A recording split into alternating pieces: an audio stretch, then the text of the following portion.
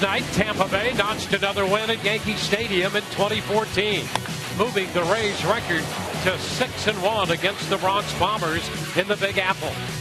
Tonight, right-hander Jake Odorizzi has the task of taming the Yankees' bats in Game 2 of this 3-game set.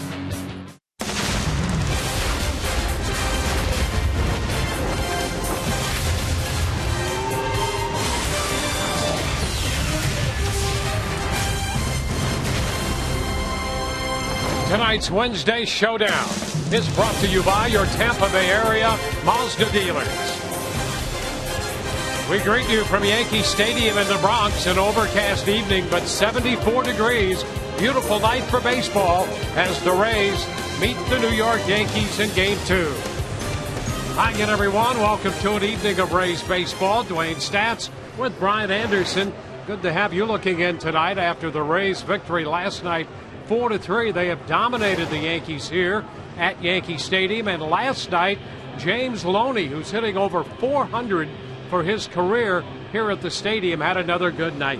Let me tell you what this is all about for James Loney. This is the push for 300. You remember last year James Loney ended the season with a 299 average. Well, his last 2 ball games, you go back to the game against the Baltimore Orioles on Sunday, he was 4 out of 6 with a home run in that game. And then you go to last night, another big night, 3 out of 4 with a tape measure shot right there into the second deck. 7 out of 10, and that has raised his average in 2 ball games from 281 to 289. So I think James Loney right now, looking at these last couple of weeks of the regular season with an eye on making some noise and getting to 300. Good start so far. From the batter's box to the mound, the Rays will have Odorizzi on the hill. Jake, 2 outstanding starts his last 2 times out, trying to get to the 500 mark. You go back 3 starts ago, Jake Odorizzi had the worst start of his professional career in the big leagues.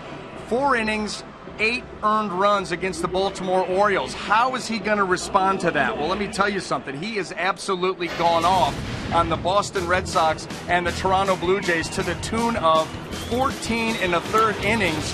No earned runs, but how about just 4 hits? I'll tell you something, that you see a young pitcher like that have a bad game against Baltimore, come back against 2 teams within division and put up the numbers he has, you got to be excited about what he might be able to do tonight against the Yankees. Jake, after just 2 wins in his first 8 decisions, has gone 8-5 over his last 16 starts, and tonight searches for victory number 11. Rays and the Yankees moments away from the Bronx. Back after this.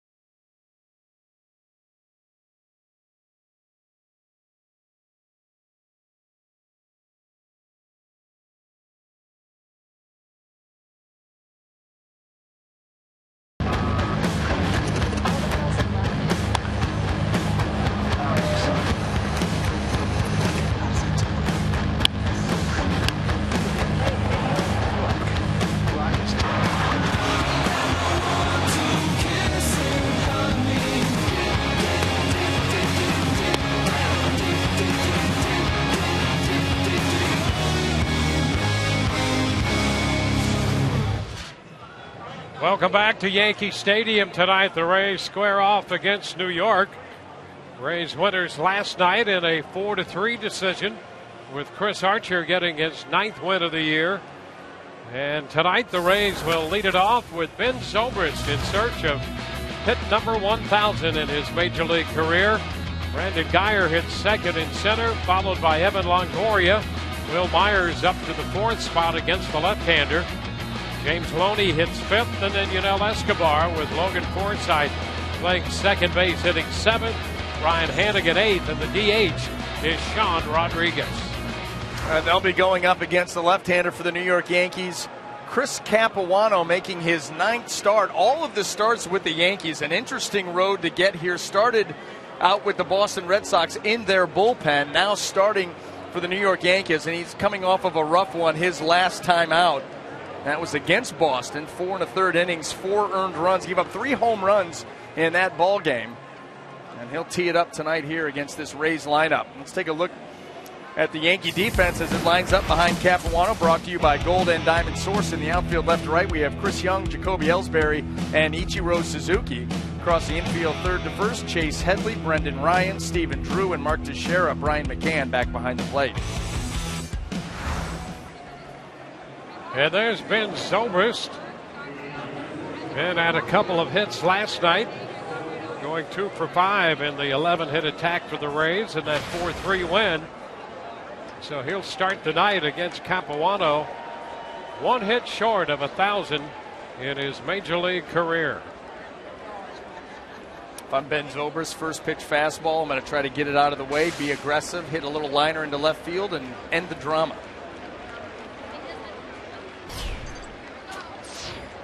All set to play ball. Capuano ready to deliver the first pitch of this game.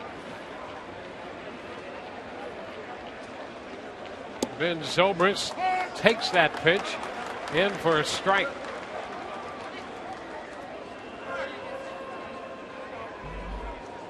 "36-year-old left-hander Chris Capuano.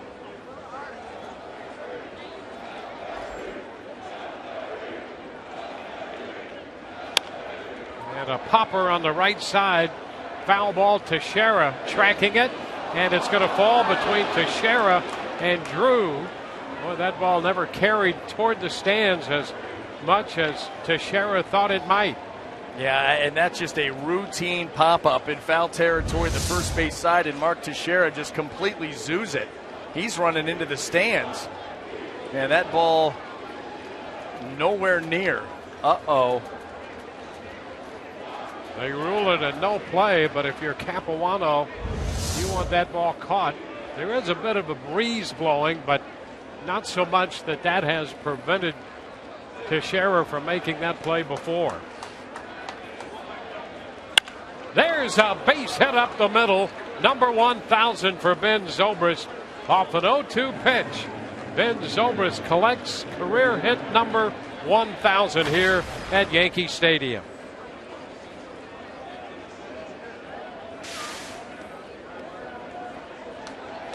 So save the baseball for Ben Zobrist. You know there'll be some shenanigans with that baseball before the real one shows up. That's absolutely right. Well, good for Ben and good for getting it out of the way early. Got new life with that pop-up that was not caught, and then promptly goes right back up the middle.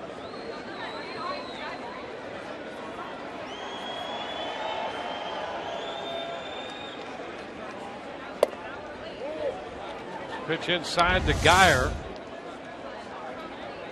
And there's hit number 1,000 for Zobrist. He got his first big league hit off right-hander Curt Schilling on August the 4th in a game against the Red Sox in 2006. Picking up number 1,000 here at Yankee Stadium.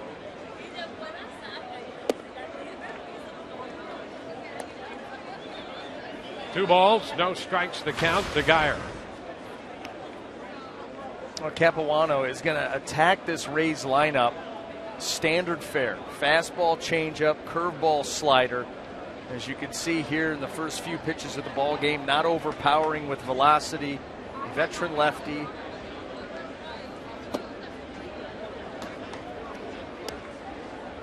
Geyer hitting .309 against left-handed pitching. .271 overall for the year, and he's way up in the count.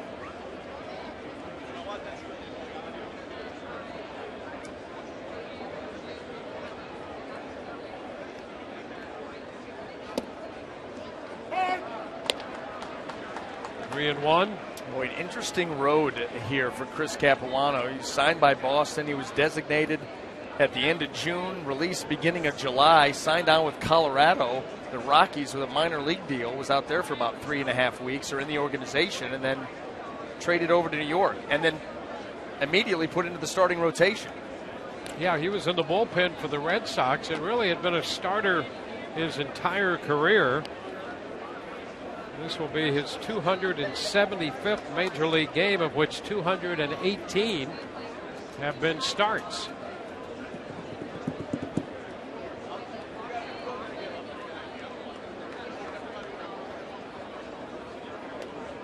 .3-1 to count on Geyer.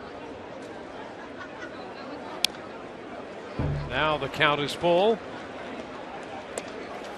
Well, in his 8 starts with the Yankees, 1 and 2, a 4.40 earned run average in 47 innings. So averaging just under 6 innings a start and only 9 walks in the 8 starts. So he's going to be around the plate. Try to change speeds. You would expect that the Rays lineup to be much more aggressive as this game moves on because of the fact he's so around the zone. And he also will keep an eye on base runners, as he has with Zobrist. You see how he sets himself too.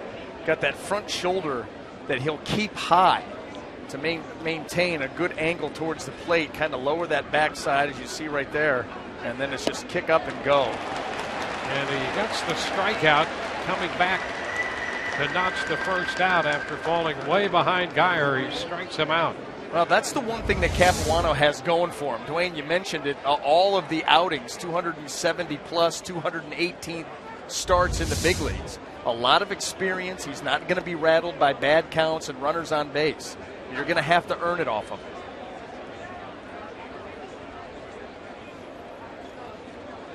Now Evan Longoria. Evan with a run batted in last night. He has 84 for the year. Out in front, swinging over that one for a strike. You know, that's what Evan's been doing. You know, he has been much more productive, but I'll tell you something. He has been much more aggressive, too, to the point that, you know, before the All-Star break, he was hitting .257 with an on-base of .333. Much more production, but his on-base percentage since the All-Star break is under .300. So he is more productive. He's been more aggressive in his approach, more aggressive with his swing. But on the other side of that, not nearly reaching base like he was prior to.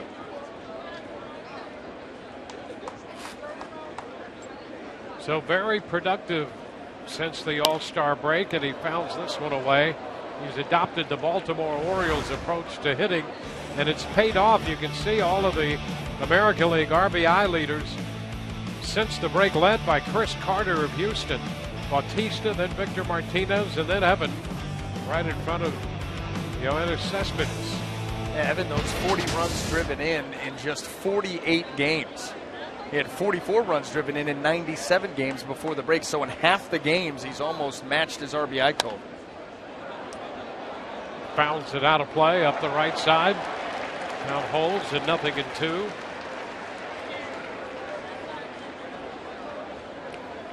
Evan with just 4 career at-bats against Capuano, and he is 1 out of 4 against him.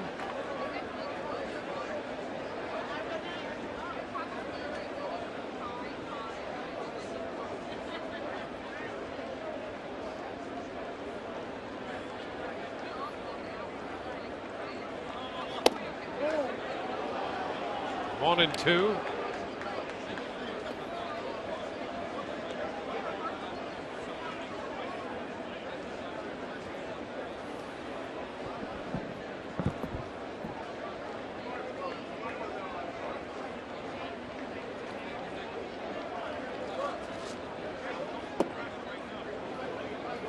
Takes it down. Now 2-2.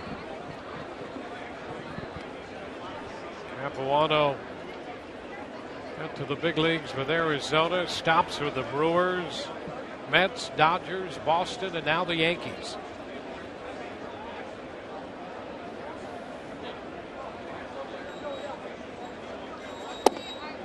And the count's going to go full.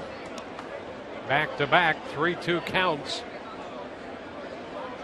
He got Geyer on a 3-2 pitch off speed. Struck him out. Now he's 3-2 to Longoria. Just trying to make the perfect pitch. He got ahead of him quickly and then all of a sudden starts to nibble a little bit. Evans not chasing to this point. And ball 4. So he got ahead of Longoria, loses him, just the opposite of the Geyer at bat. The walk will force Zobrist up to second. Longoria takes the bag at first. 2 men on with 1 out for Will Myers. This is where you've got to cash in. I mean, let's face it. Ben Zobrist should have been out on a pop-up to Mark Teixeira to start the inning. Evan Longoria, 0-2, should never have been walked then on 4 straight pitches. You've got 2 base runners out here that should not be there. Just 1 out. Make it hurt. And something that the Rays offense has been better of lately is jumping out early. Will lines it into left. That's in there for a base hit. Zobrist heads to the plate. Longoria's going to third on a double by Myers, and the Rays lead 1-0. Myers not wasting any time, and he rips the 2-base hit into the corner. We say it all the time. How many hitters go up there looking first pitch breaking ball? Well, apparently 1, because there it is, and Will Myers is all over it. He read that out of the hand and shoots that ball down into the corner. The Rays do take advantage. They take the lead, and there's still more out there. Will driving in his 30th run. It's double number 12, and he's now 3 for 3 in his young career against Capuano.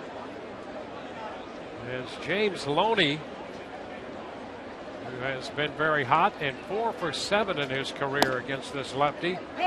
First pitch is a strike.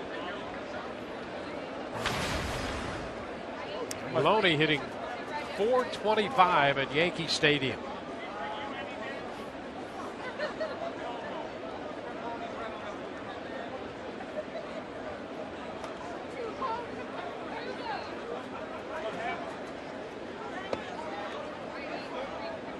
One and one.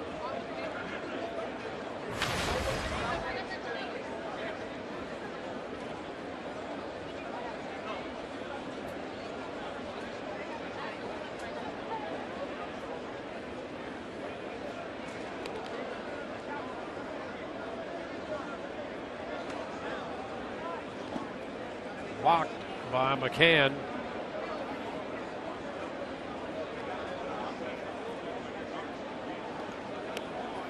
Capuano 20 pitches into the first. Rays have a run and 2 more in scoring position.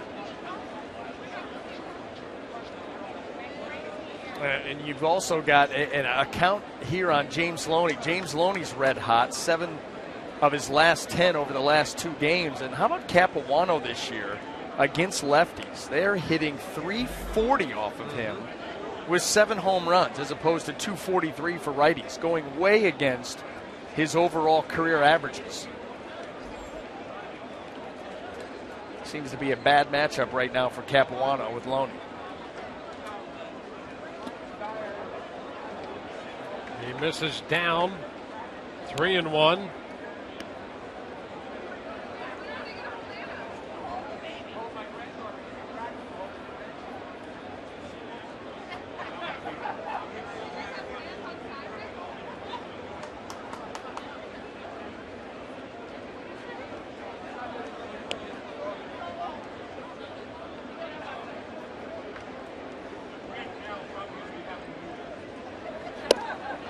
And on that corner, says Larry Vanover. Full count, another 3-2 count. And James Loney, I think initially thought this ball's off the plate, certainly looked to be. And Larry Vanover You know, he's calling that. He's tucked in behind James Loney, so he's making that call on a pitch that's down and away from him, almost guessing, because that ball looked to be off the plate.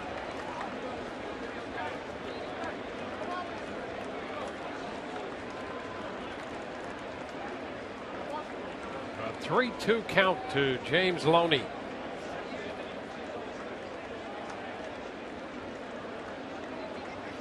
And he loses him. That one, a fastball even more outside. And the bases are loaded. Got to be tough for Joe Girardi to watch this. Not a good start for his ball club. Capuano struggling already with 2 walks in this inning. We mentioned he only had 9 in 47 innings with the Yankees. And one of those was an intentional walk at that. So you're right, very unusual. See if the Rays can take further advantage with Yunel Escobar in the box.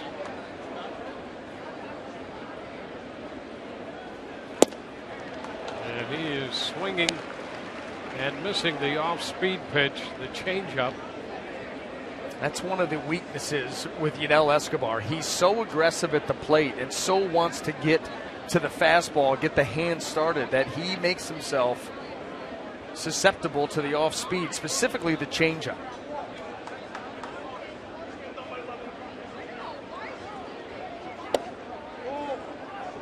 Fastball taken in off the plate. 1-1. Escobar 246 for the year. Longoria third, Myers second, Loney at first. Escobar just over 270 against left-handed pitching. And he taps this one foul, off speed again.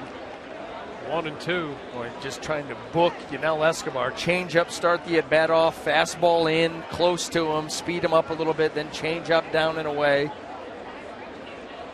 Not the count in his favor. This is where, as a pitcher, your eyes start to light up as far as trying to find a pitch you can put him away with.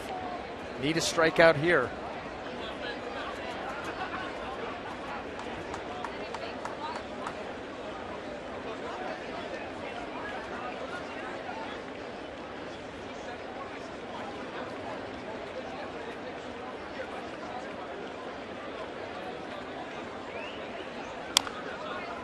Tapper foul, soft again. Well, if he ever has him set up for another fastball in, it's right now. It's right now, because you saw with that changeup, Escobar really leaning out there and trying to get to that pitch. It'd be hard for him to make an adjustment on a ball that's on the inner third.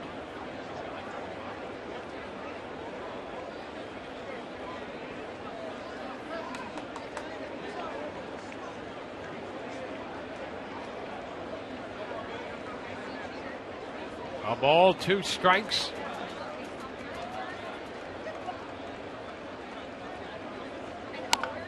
Tapper, third base side, that's going to be foul. And again, he was out in front reaching. Yep. Yeah, when you see a hitter falling across the plate like that, out in front, trying to get to a pitch that's down and away, he is just leaving himself open to that heater in.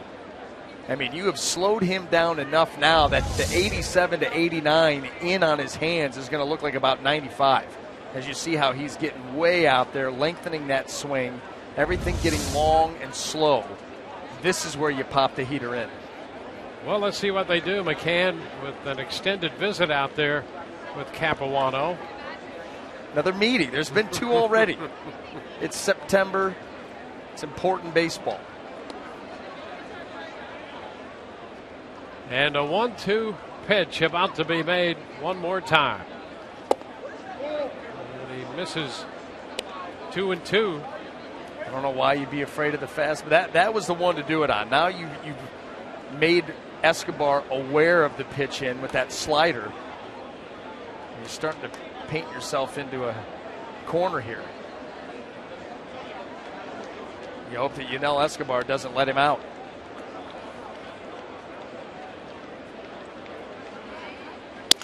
There's a base hit into left. Longoria will score. That was all pitch selection. That was all pitch selection. He had him so set up for the fastball in, elected to come with an off-speed, 2 in a row, off-speed pitches in, and with Yunel Escobar already slowed down, that's just not going to play.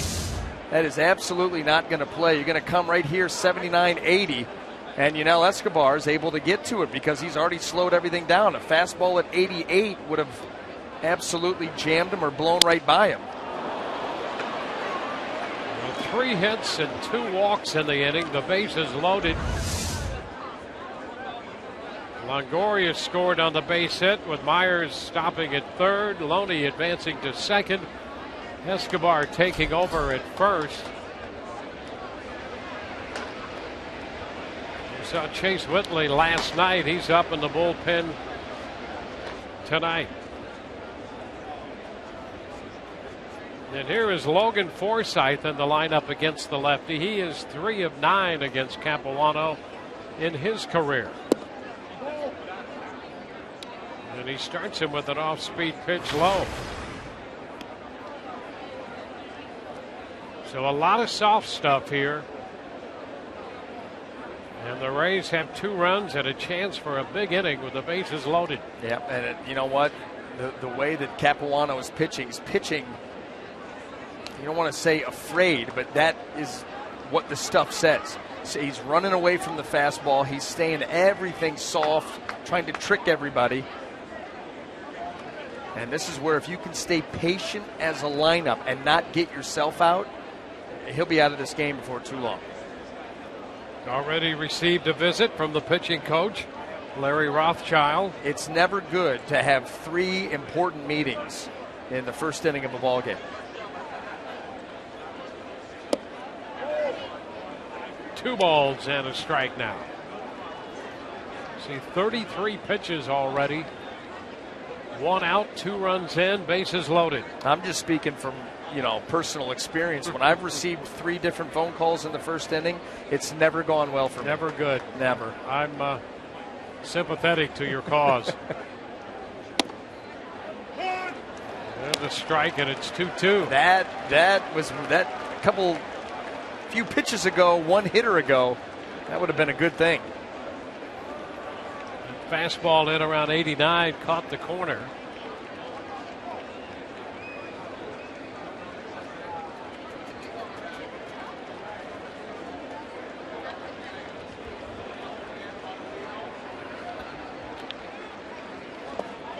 Now we go 3-2.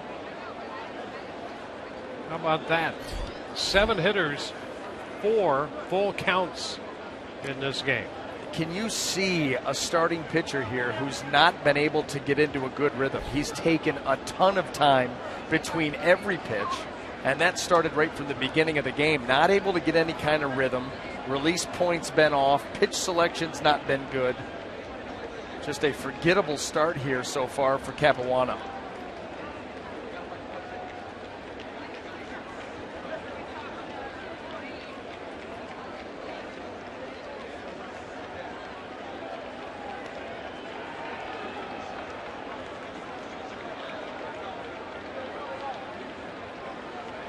Three-two and a liner into left. That's going to fall. Young with the pickup. Myers scores from third. It's 3-0. Forsythe driving in the run. The bases are still loaded. 22nd run batted in for Logan Forsythe. And here comes Joe Girardi, and that's going to be it. Chris Capuano works a third of an inning. And the Rays chase the left-hander, leading 3-0.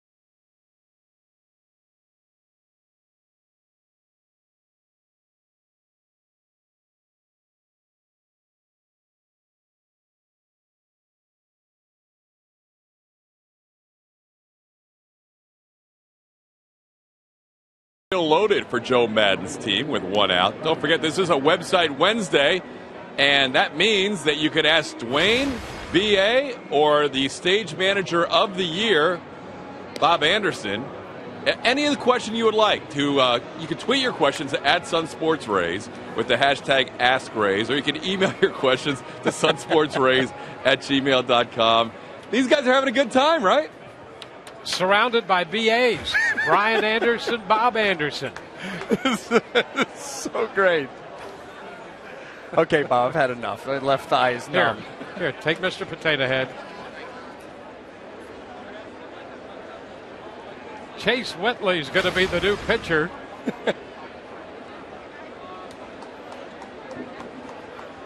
Ryan Hannigan at the plate with the bases loaded.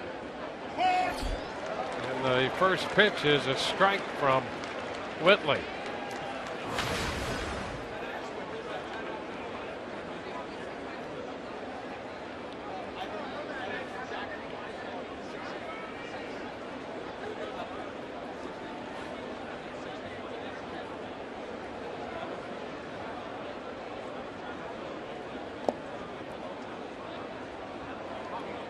Whitley was the third pitcher utilized last night by Joe Girardi after getting 3 1/3 from his starter Hiroki Kuroda.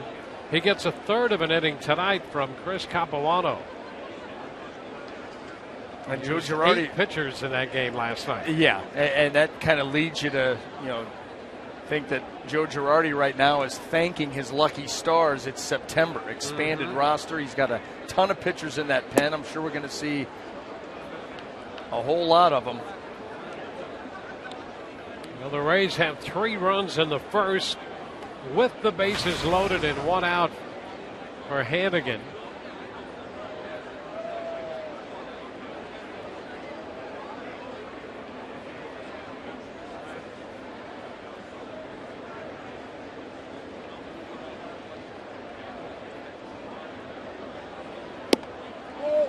And Hannigan is up in the count, 3-1. Rays have seen 40 pitches in this inning so far.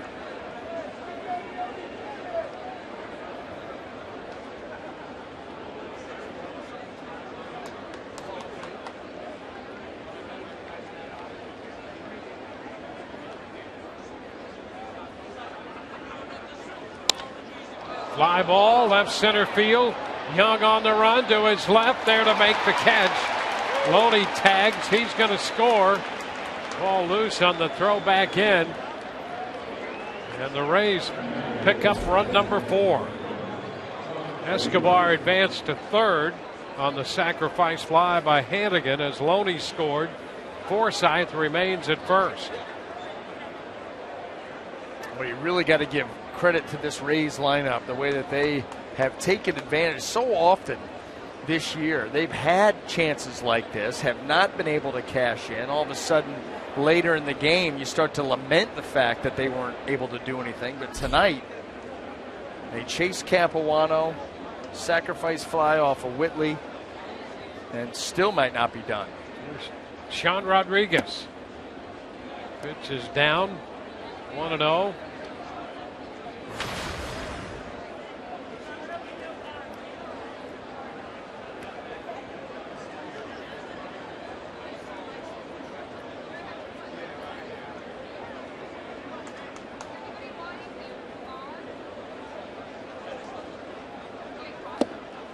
Cut and a miss. 1-1. Sean Rodriguez thinking to himself right now, you got to be kidding me. I'm in the starting lineup. I'm going to get to face a lefty. By the time I come around, already he's out of the game.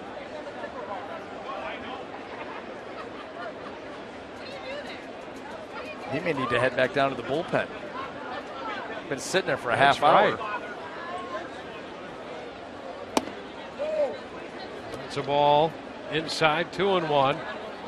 Sean Rodriguez with 11 home runs, 3 off Yankee pitching this year.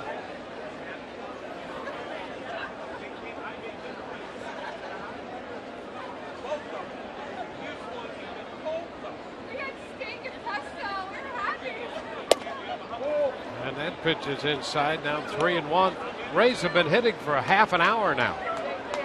Top of the first, producing 4 runs with 1 out.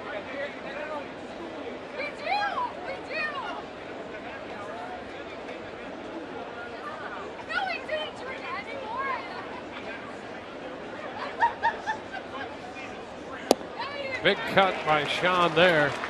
Turned it loose, 3-1, and now we have another full count. Almost a predetermined swing there by Sean, because that pitch looked to be in the area of ball 4. Way down and away. 5 full counts, 6 3-ball counts the first time through. I like the pace. 3-2, a cut and a miss. Sean Rodriguez out on strikes. Rays send 9 to the plate. They score 4.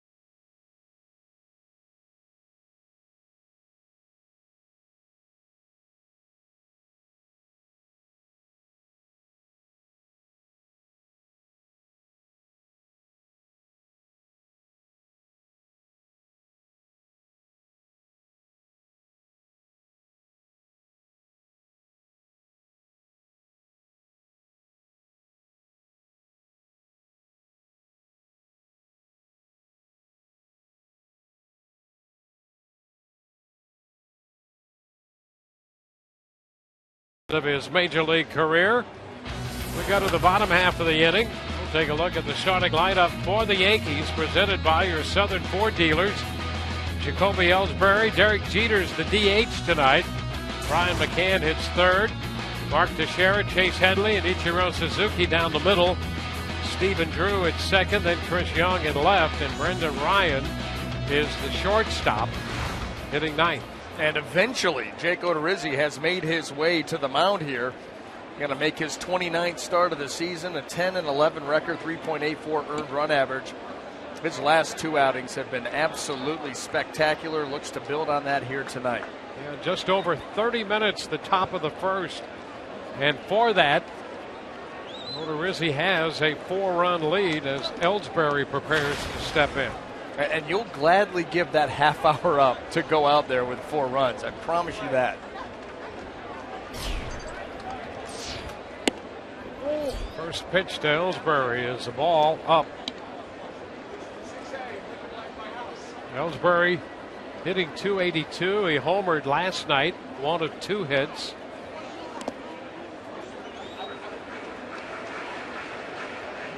He was retired in the 8th inning on a line drive. A sinking line drive to center that Kevin Kiermaier, who was in center last night, made a fine play on.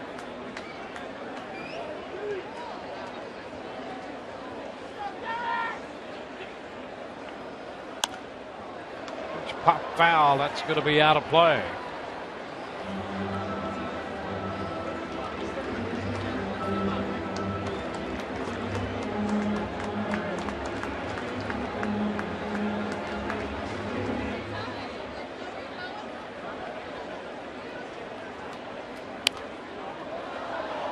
Out of play, and it's 2-2. Ellsbury, big addition, as you know, for the Yankees this year. He's been his entire career with Boston, drafted by the Red Sox in 05. And the count is full to him.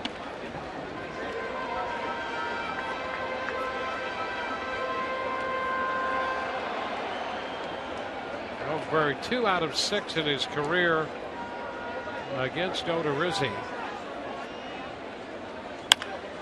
Fly ball center field. A lot of territory out there, and Geyer runs it down, 1 away. Well, let's take a look at the Rays defense as it lines up tonight. Brought to you by Gold and Diamond Source. In the outfield, left and right, we have Ben Zobrist, Brandon Geyer will get the start in center, and Will Myers across the infield, third to first. Evan Longoria, Yunel Escobar, Logan Forsythe, and James Loney, Ryan Hannigan behind the plate.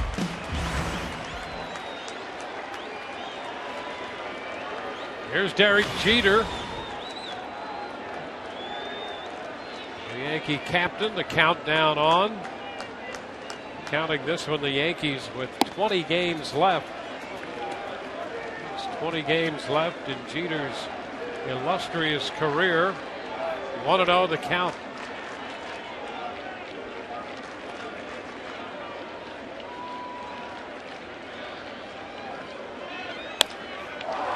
Into center. Geyer makes the catch on this one. So a couple of fly balls to center field. Pretty standard fare for Jake Odorizzi. A lot of pop-ups and fly balls. Yeah, and that's why it'll be interesting to see. You got Ben Zobrist out in left. You know, so often you see him in right. Brandon Geyer getting a shot in center field. So you got a fly ball pitcher, a different look outfield. You see right there, the numbers back that up in a big way. Brian McCann. McCann 3 of 5 with a home run in his career against Odorizzi. Jake drops that one in there for a strike. Well, that split has been a great pitch for him. The fastball up as well. There's a foul ball off McCann's foot. I'll tell you, the best thing that Jake Odorizzi can do is what he's doing right here. Be staked to a 4-run lead, a long top half of the first inning, and then go right out there and go 1, 2, 3, quick inning, get his team back in the dugout. That can demoralize an opponent. A long one to deep right down the line, and that ball is fair and gone. So Brian McCann hits his 18th home run of the year and his second off Odorizzi. It's 4-1. That will not demoralize an opponent. If anything, all of a sudden the Yankees, that dugout is saying, okay, we're going to have to win a shootout tonight. And so they are energized here. 2 outs, almost out of it. Hanging off speed changeup, and that ball was absolutely crushed by Brian McCann. Just fair on the split that stayed up.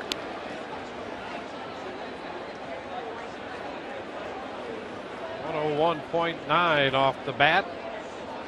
1-0 the count to Teixeira. Ball and a strike. It's the 18th home run given up by Odorizzi.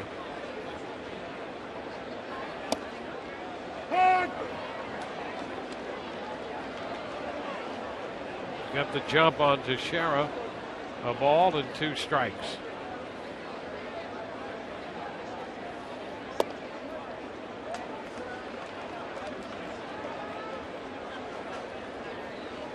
Well, Jake had put 2 outstanding outings together against Boston and Toronto, not allowing a run.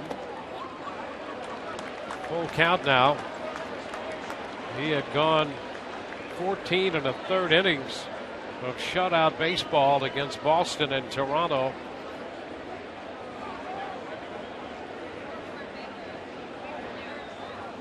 (3-2) to the Yankee first baseman. Into right field. The shift is there, and Forsythe makes the play. 1 run scores. We're at the end of an inning, and it's 4-1 Rays.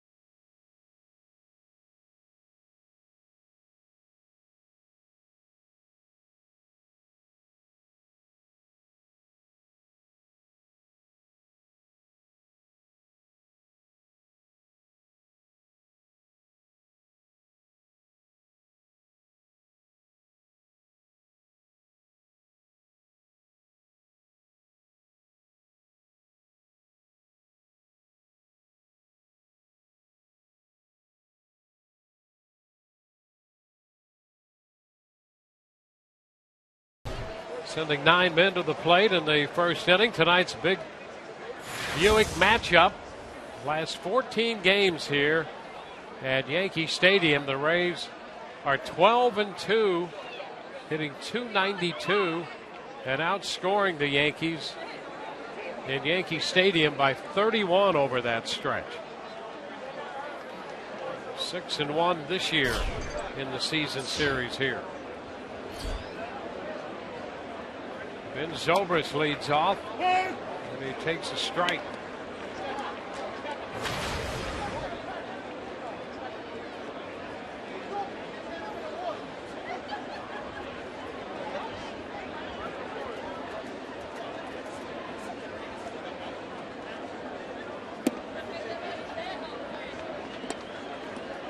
One and one.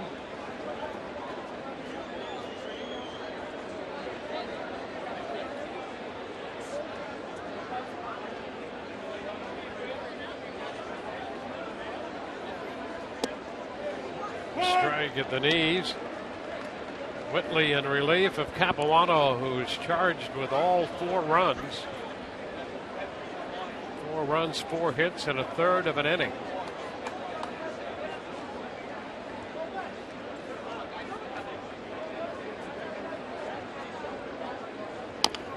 Tapper, that's foul up the first base side.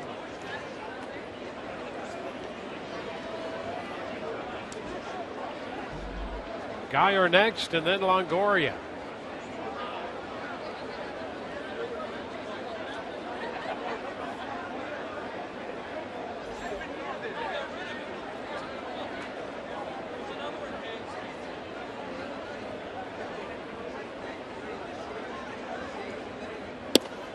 And there is strike 3 call. Whitley picking up his second strikeout in relief.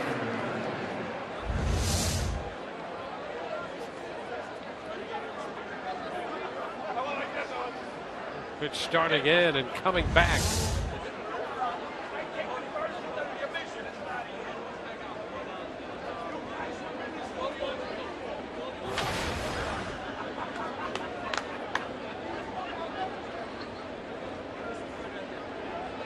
Brandon Geyer and a roller toward the middle. Ryan up with it. Geyer's out, 6-3. And Brendan Ryan pretty slick out there at shortstop, as you saw on that play. Wasn't hit that hard by Geyer in the way that into the glove, into the hand, and over to first base. Nice play by Brendan Ryan. Late addition to this Yankee lineup. That hand came awfully close to getting in the way.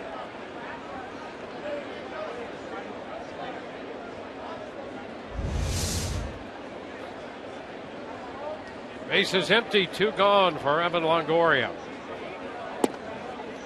To strike Evan, part of the 4-run first when he drew a walk, scored the second run of the inning.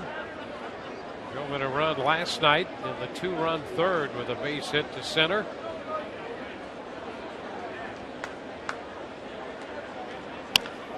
Down to third, and a nice hop for Headley. Throw on the money, and it's a 1-2-3 second through an inning and a half. 4-1 Tampa Bay.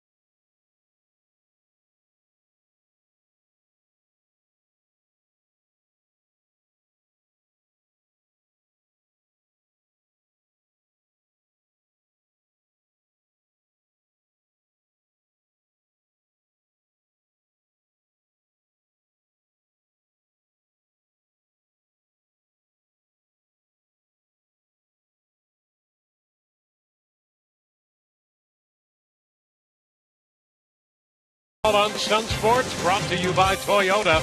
Let's go places. By Checkers, big Philly flavor, small price. Checkers Philly cheesesteak and the new Chicken Philly, each just $1.99. By Tampa Bay Radiation Oncology. When cancer strikes, strike back with CyberKnife. Available exclusively at Tampa Bay Radiation Oncology. And by your Tampa Bay area Mazda dealers.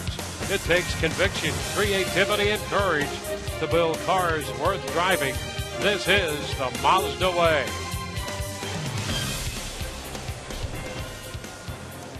Chase Headley leads it off for New York here in the bottom of the second inning. First pitch is a strike from Odorizzi.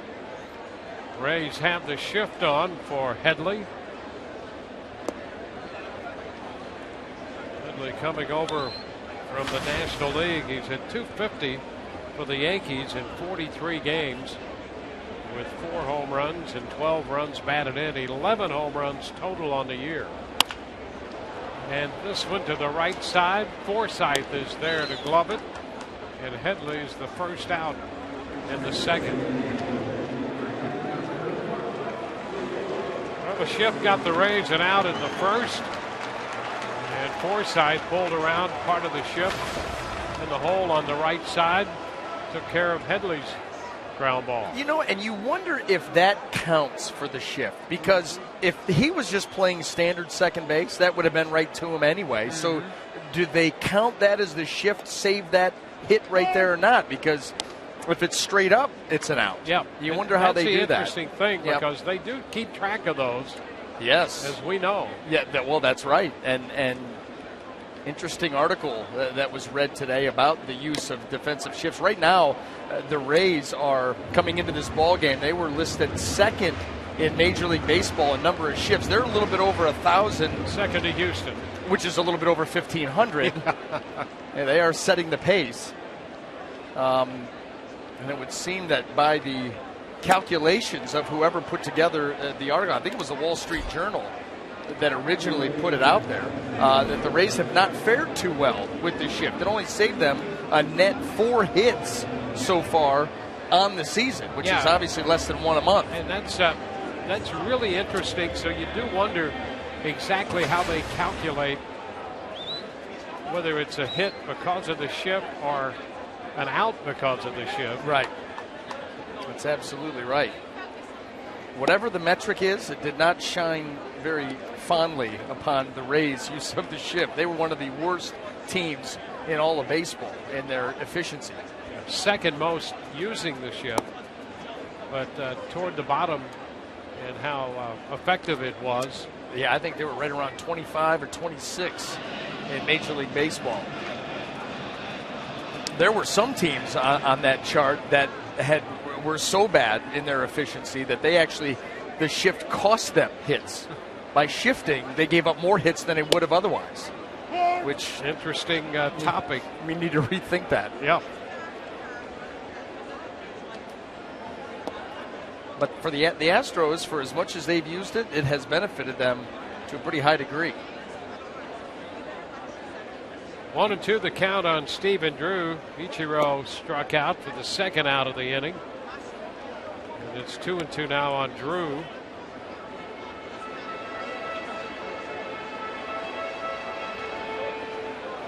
Drew hitting .161 on the year. Pulls it foul down in front of Mick Kelleher. And down beyond toward the stands.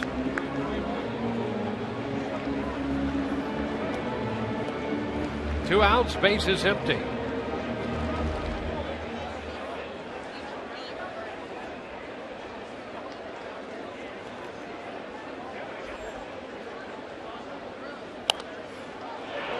Foul back. Odorizzi averaging a little under 10 strikeouts per 9 innings. 9.66 strikeouts per 9 innings. 8th in the American League.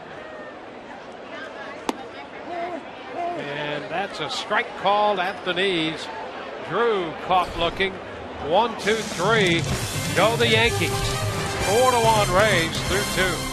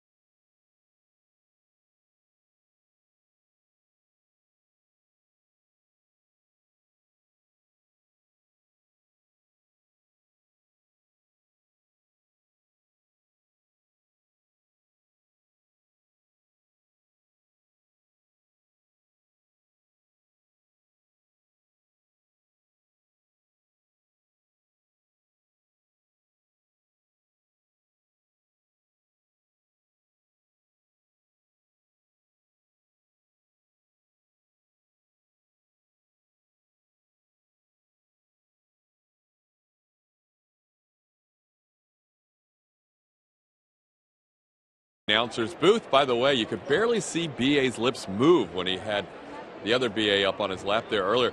Guys, here's the questions.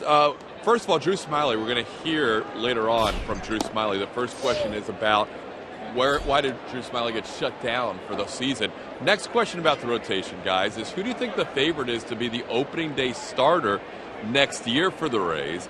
And when can we expect to see Matt Moore next season? Back to you. 1-1 the count to Will Myers. By the way, we're going to be chatting with Drew Smiley in the bottom of the third inning. And so we'll get an idea directly from him what he thinks about being shut down for the rest of the year. The idea being the Rays want to be very careful about workloads from one season to the next with young pitching.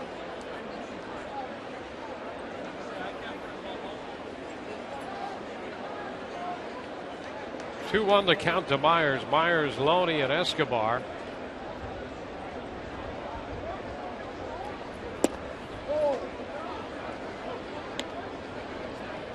Three and 1 the count to Myers now. Opening day pitcher for next year. Cobb or Smiley? Well, you'd have to think Cobb going in, just based on seniority. But you never know. You might, depends on who you're facing, the makeup of the team that you're facing and the staff. But you'd think right out of the chute it would be Alex Cobb. He's got to be the favorite. And for me, I don't care who you're facing. I think that he's taken that. I think you're right. Yeah, the leadership type role. High fly ball to left sends Young back. He is at the edge of the grass and on the track to make the catch on that fly ball. Now, after that, you can start to set it up based on matchups, not only the first series, but who's going to come around the bend. Yep. But you want your number one guy to be out there, even if on paper it's a bad matchup for him. You run him out there, you let him take the reins, you let him open up the season. It's an honor to be able to do that. That'll be against the Orioles next year, by the way. Yep. Yeah, and I would agree with you. Right down the line there on Alex Cobb and the philosophy of who you're going to hand opening day to. Sharply hit ground ball by Loney. Drew at second handles it.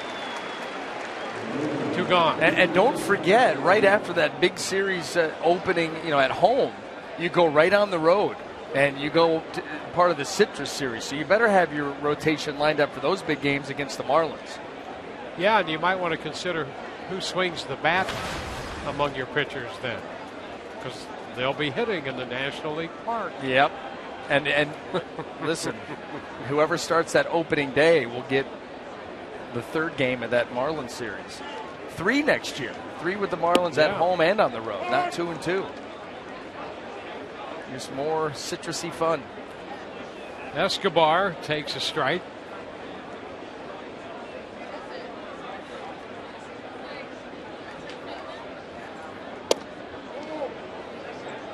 Which is too low. It's 1-1.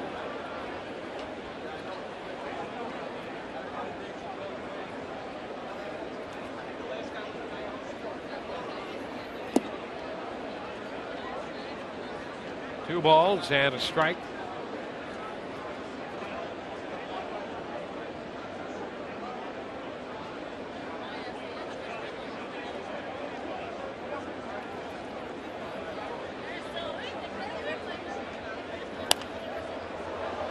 Escobar fouls it out of play.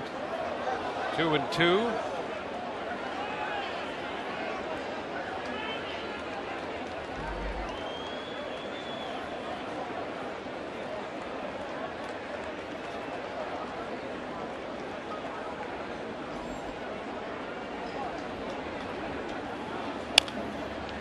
That's a chopper foul. Rays sent 9 men to the plate in the first inning. Chased the starting pitcher Chris Capuano after a third of an inning and 36 pitches. All 4 runs charged to Capuano. Chase Whitley on in relief. Escobar fouls it off his foot.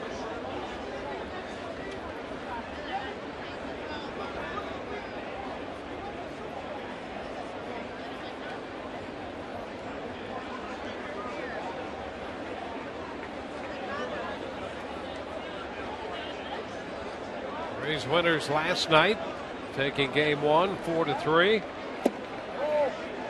And there is ball 3, a full count.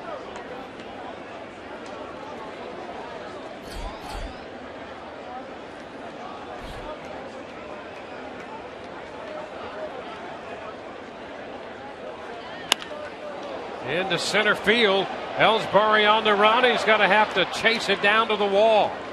Escobar on his way to second with a double. Gives him 2 for 2 tonight. The Rays' first hit, indeed their first base runner against Whitley. And a 2-out double presents the Rays with another scoring opportunity. Full count fastball, just doesn't want to walk him. And that pitch right there allowed Escobar to get his arms extended. He made solid contact. And there was just going to be no way for Ellsbury to be able to run that pitch down. And Escobar with the 2-out double. And the Rays with another opportunity.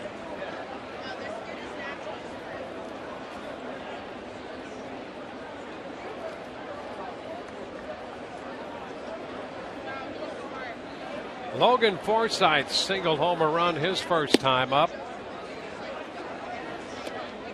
1 ball, no strikes.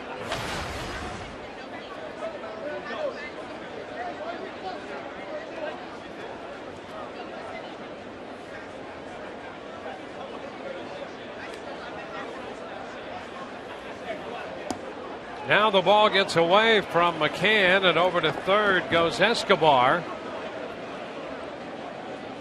The count to Forsythe goes to 2-0, and the Rays get a man to third. That's a pass ball charged to the catcher, Brian McCann. An off-speed pitch right there, and as he goes out to get it, it just clanks it. That's all.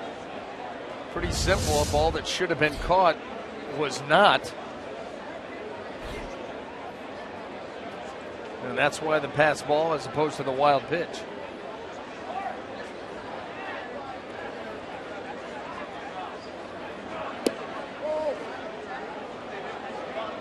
Three and 0.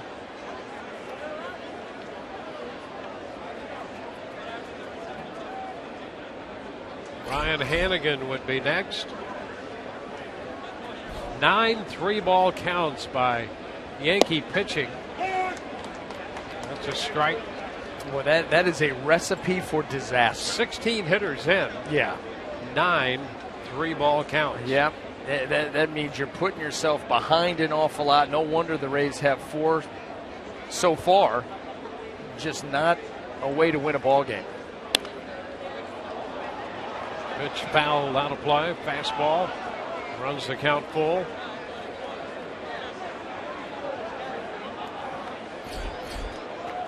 More action in the Yankee bullpen. They had 8 pitchers in the game last night.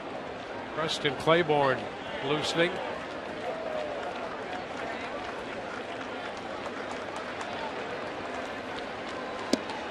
And that's ball 4. So a double, a pass ball, and a walk. Setting up first and third with 2 outs for Ryan Hanigan.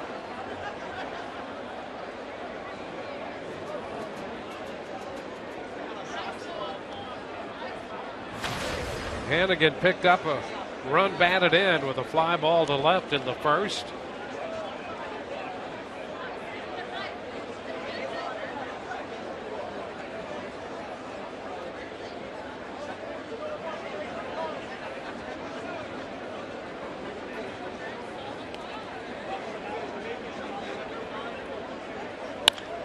Into right center field.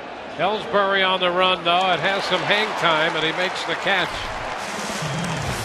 So the Rays lead 2. We go to the bottom of the third. 4-1.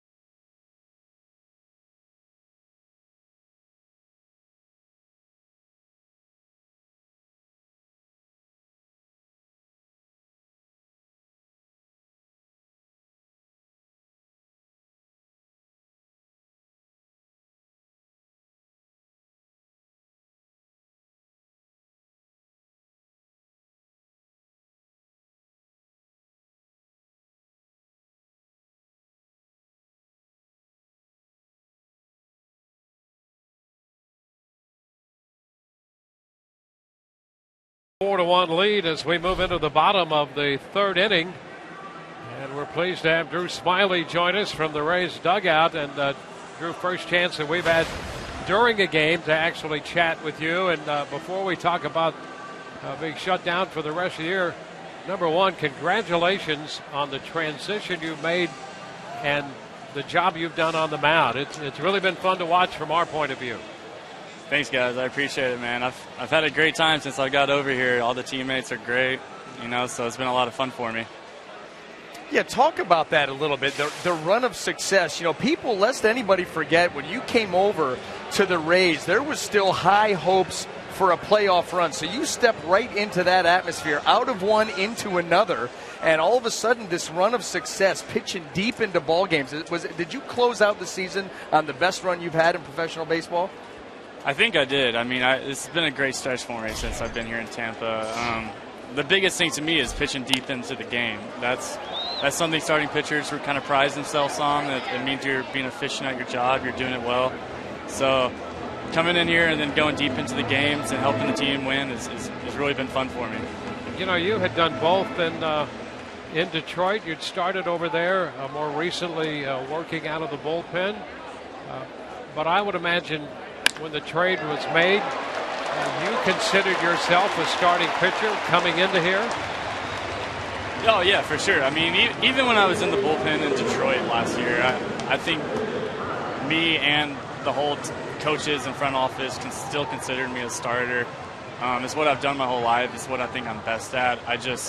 Obviously, we had a lot of really good starters on the Detroit team, so, you know, instead of going down to AAA, they let me help the team out in the bullpen. I mean, it was a great year for us, and I learned a lot pitching out of the bullpen and, you know, some crucial situations that a lot of times starters don't really feel that. So I think it's worked out great for me. I mean, it obviously kind of sucks because this year I have to get shut down a little early with not throwing as many innings last year, but I'm real thankful for how it worked out.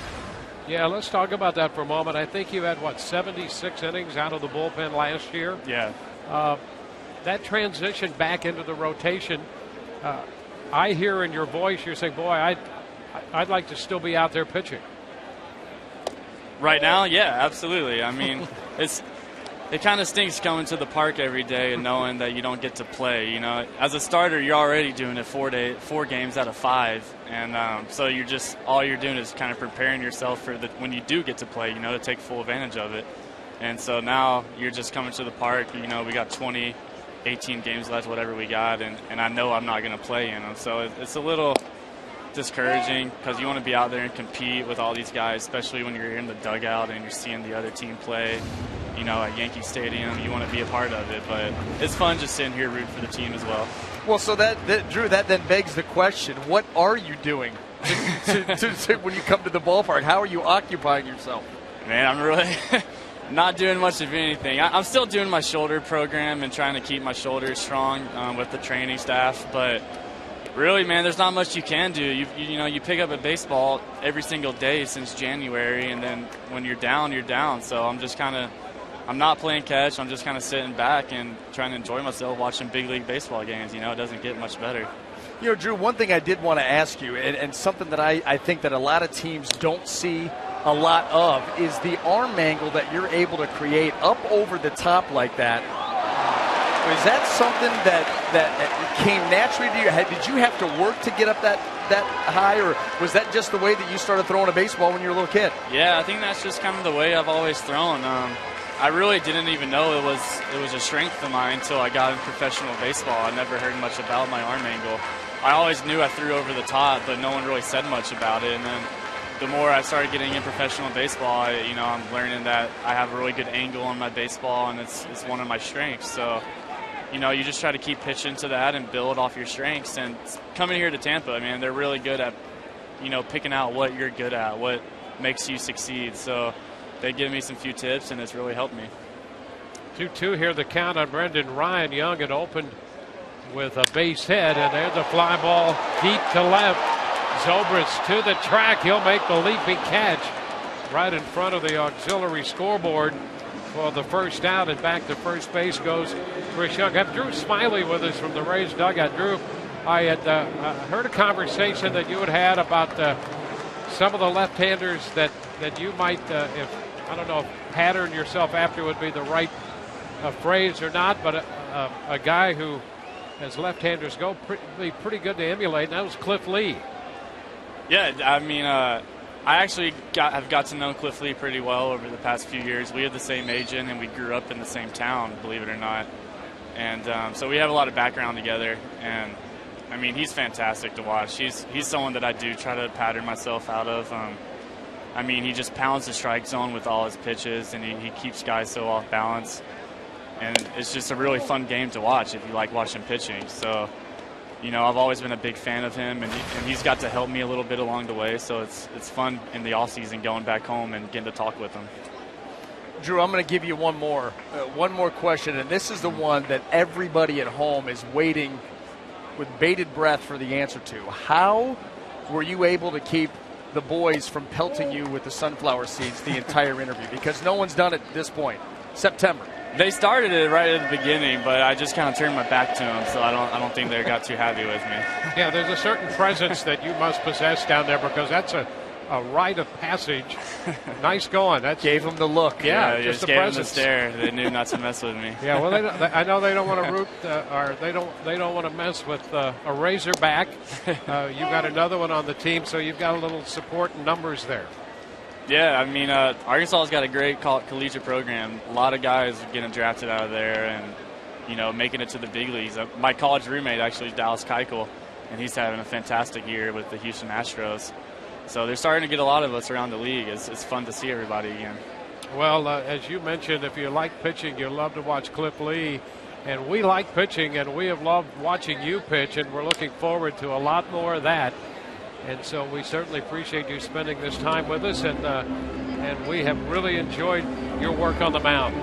I appreciate you guys. It's been a blast. I'm looking forward to next year, so hopefully we'll have this talk again. All right. Sure we will. Thank you a lot, Drew. All right. Thank you, guys. Drew Smiley with us here in the bottom of the third. The Rays have a 4-1 lead. He's got that same presence on the air as he does on the mound. Very calm. I like it. Composed. Absolutely.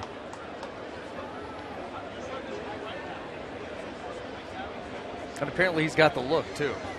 Yes. It's even better.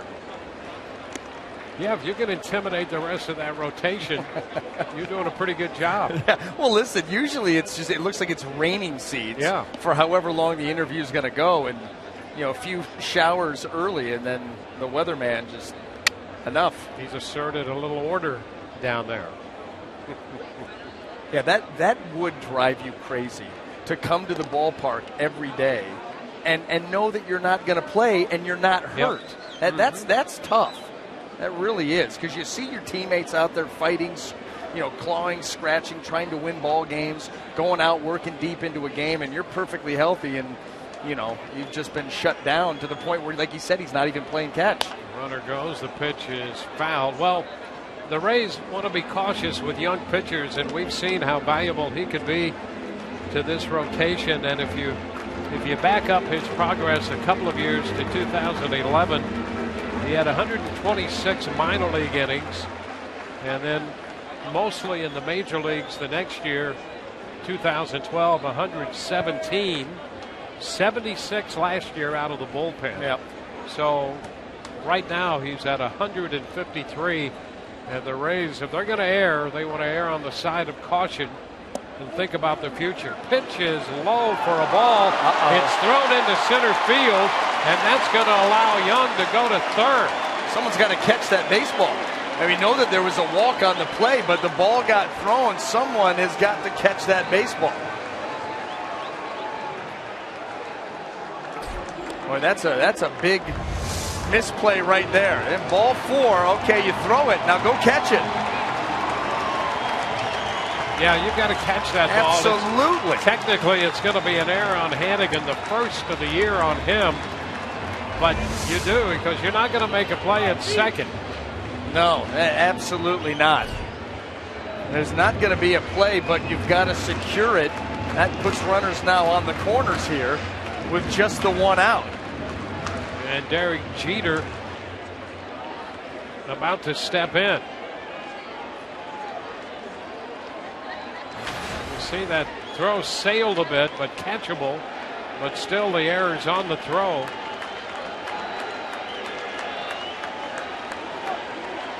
Now the runner goes, throw down to second, and he is safe there.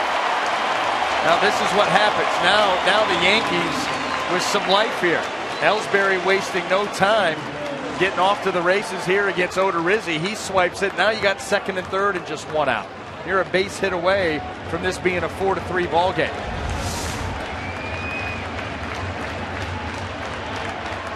At least it was caught this time. Second and third for Jeter. One out, one strike the count. Down to third.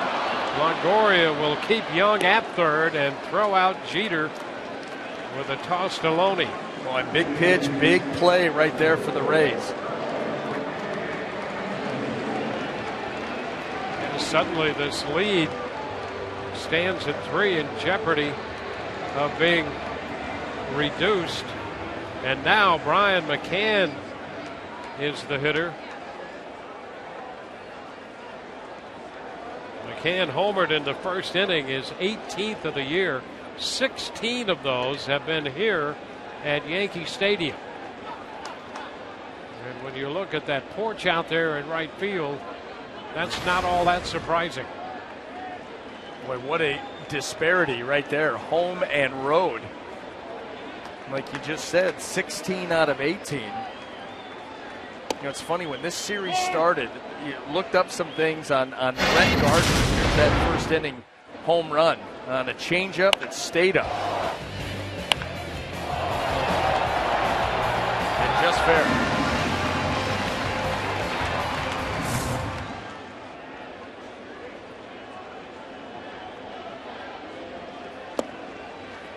Down in 1-1. Gardner's got 16 home runs for the Yankees. That's double his career high, which he set last year with 8. And so, just out of curiosity, you're looking up saying, okay, Brett Gardner taking advantage of the short porch out here. 16 home runs, only 7 here at the stadium, 9 coming on the road. So McCann taking full advantage, not doing a whole lot on the road. And he lines it into center field. Young scores, Ellsbury heads to the plate, and it's a 4-3 ball game.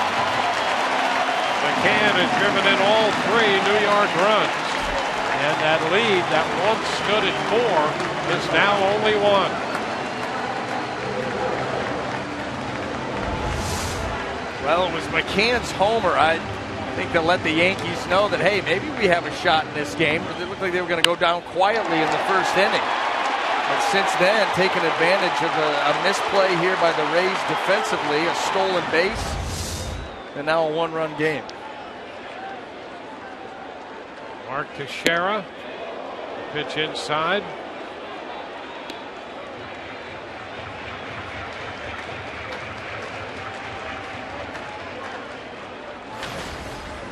Rays have the shift on for Teixeira.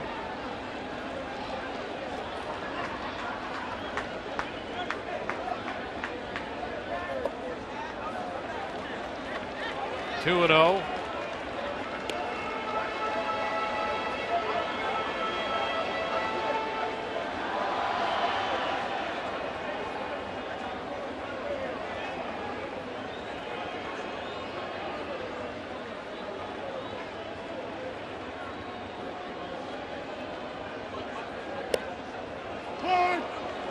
Two balls and a strike.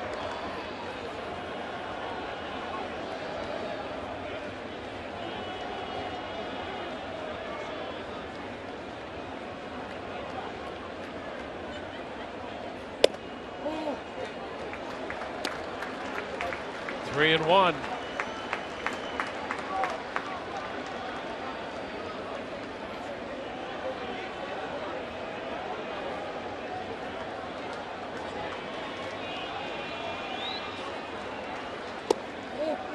And ball 4 is wide. That pushes McCann up to second. 2 walks in the inning, 2 hits in the inning, an error in the mix, and a visit to the mound as Jim Hickey goes to the hill to talk it over with Odorizzi. Be sure and place your reservations for 2015 ticket plans. Establish seniority today and be in line for priority upgrades to the best seat locations and exclusive benefits throughout the season. Call 888-FAN-RAYS or visit RaysBaseball.com.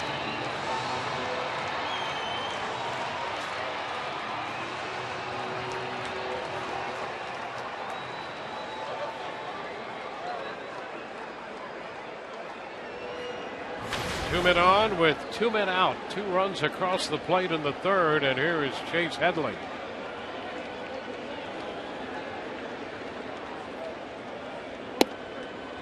That's a strike.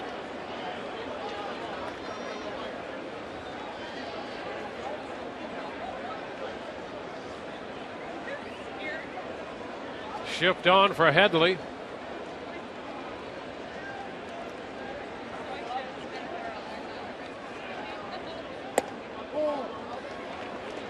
One and 1.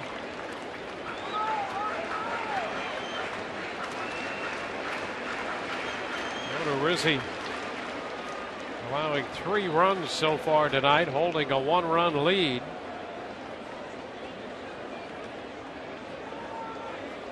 Into the dirt. 2-1. Coming into this one, he'd made 11 starts against the AL East and had given up 3 runs or fewer in 9 of those 11. This being his 12th start inside the East. Well, the Rays, because they play these teams so often, they have such good information and have a good feel for how much to give each pitcher in order to game plan. That's a strike. Pitch away from Headley on the zone. We've seen that in years past when the East has been very strong offensively. Rays pitching would be great against the East, then they would struggle against the AL Central, who had the weaker offensive teams, and a lot of it had to do with just the sheer amount of information that you had available to you in order to set up a plan of attack.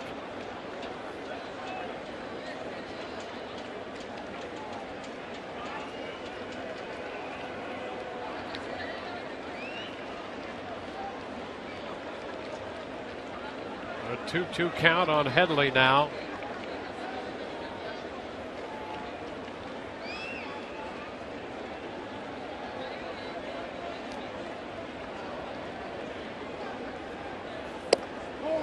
And the count is full. Well, that puts everybody in motion, too. Yep. A long inning for Odorizzi. He made 30 pitches through the first 2 innings, 29 pitches right now in this one.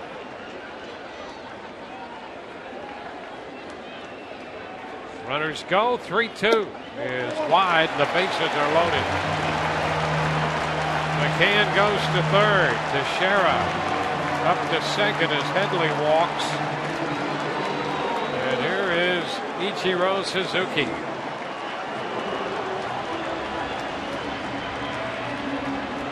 Got to find a way to get Jake Odorizzi back into the strike zone, the good parts of the strike zone. Back-to-back walks here after a 2-out hit.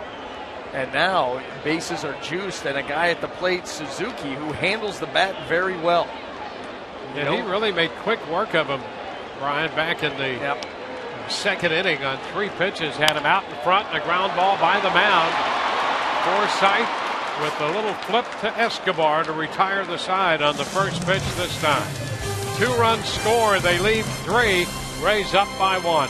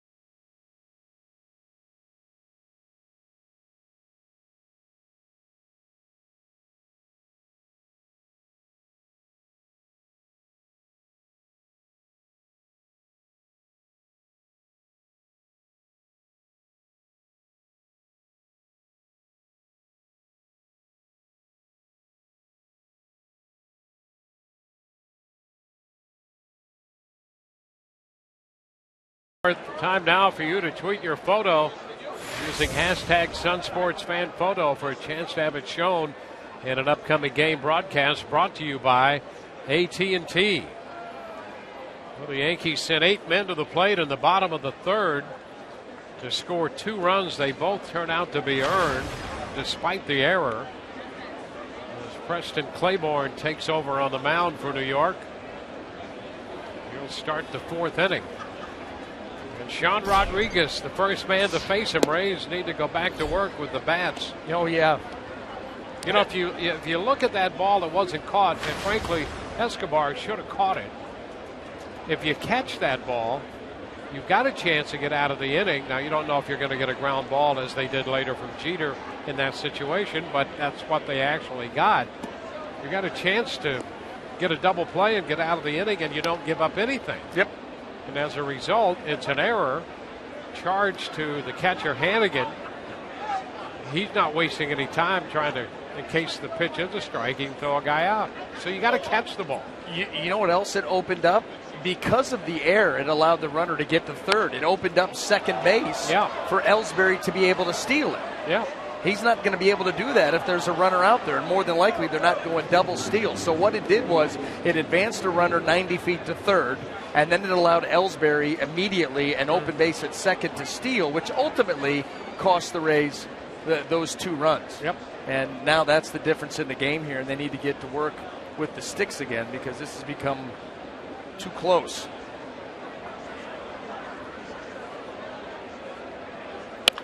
Hot shot. That's a fair ball up the left field line. Well, there's a start. Sean Rodriguez with a 2-base hit to greet Claiborne. Sean's 11th double of the year.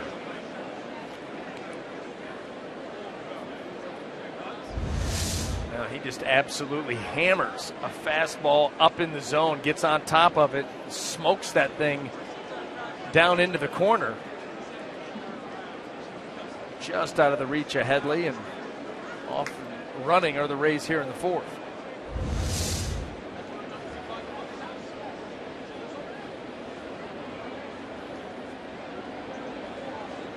Now it's the top of the order, Ben Zobrist.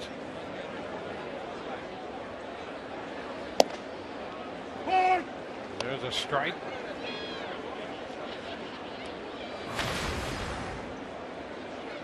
And 1 out of 2 started the game with a 2-strike base hit, a line drive into center field for hit number 1,000 of his career.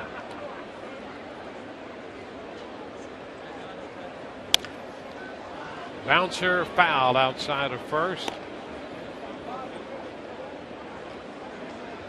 Rodriguez, who was ready to advance to third, returns to second.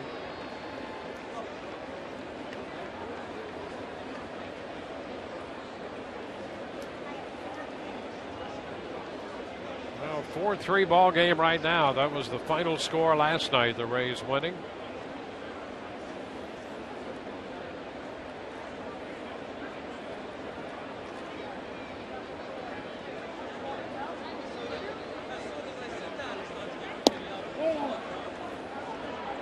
A ball, 2 strikes.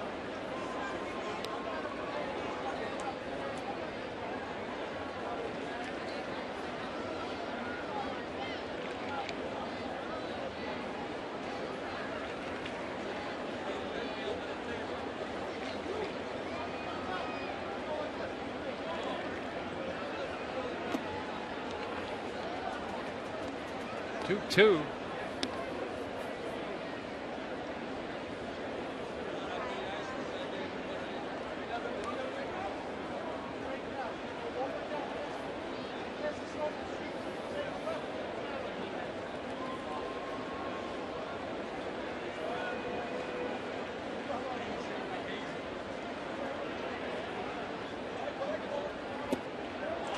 Zobrist is out on strikes. Big strikeout for Claiborne with a man at second. Absolutely. Just couldn't wait him out. And Ben Zobrist, you go from wanting to drive that run in to wanting then to have a productive at-bat. And neither happened here. Off speed, middle down.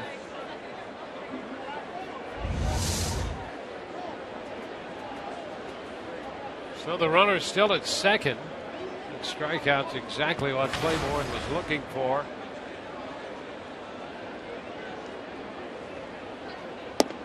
Geyer takes it down and away.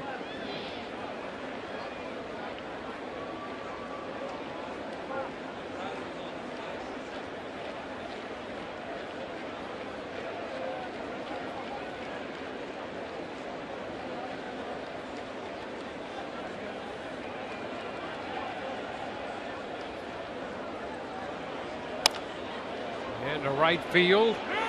Ichiro's there to make the catch in shallow right. Still at second, Sean Rodriguez. Yeah, and still with a good arm out in right field, Ichiro Suzuki. Well, I love the position that he puts himself into to make a throw. Has a really good feel for the position, making good plays, putting himself in good position, and still accurate, strong with the arm.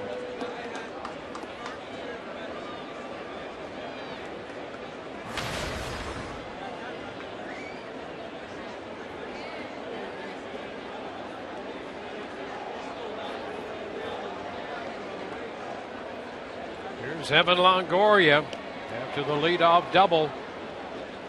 Sean Rodriguez still taking a lead away from second, and the first pitch to Longoria is a strike. Now these have been the situations that have plagued the Rays all season long. They get the opportunities. They have a lot of at-bats with runners in scoring position, but far too often they're not coming through, and that's cost them all year.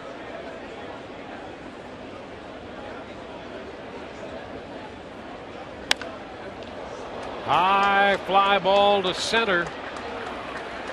Ellsbury makes the catch. Rays leave that runner at second. 4-3 Tampa Bay.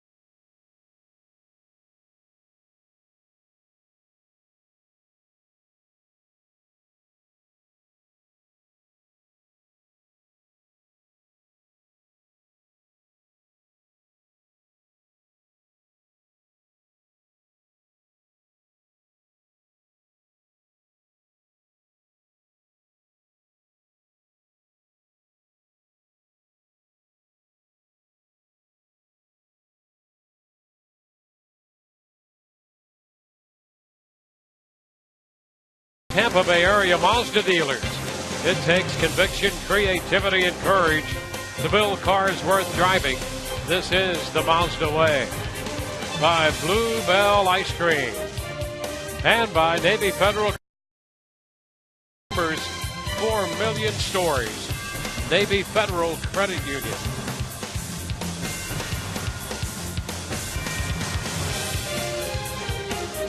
On to the bottom half of inning 4. Rays lead 4-3. Stephen Drew will lead off. The 7, 8, and 9 hitters due up. First pitch is in there for a strike. Started him with that slow curve. One that you see every once in a while from the Rays right-hander, Jake Odorizzi. There are times where he needs to go to it a little bit more, and I think this is a nice job by Hannigan and Odorizzi to recognize that. Foul pop back to the screen. Hannigan has a play, and he makes the catch. Nice job right up against the stands, right by the screen. Yeah, and you know what? You can see right now Joe Girardi immediately peeling off to see if maybe this ball, because it kind of rattled around in Hannigan's glove, did it touch the screen? No, it did not. That hand got out there in front of it in time, and you can see where you see a lot of white right there. You can understand why the Yankees would wonder if it scraped that screen, which would then make that catch null and void. Yeah, and by Hannigan, good old traditional mechanics right there of making that catch. 2 hands. Yep, nice job. Chris Young, the pitch is a strike.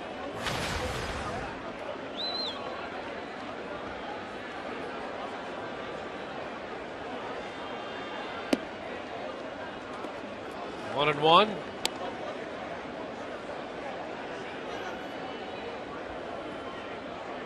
Young started the 2-run third with a base hit. 2-1.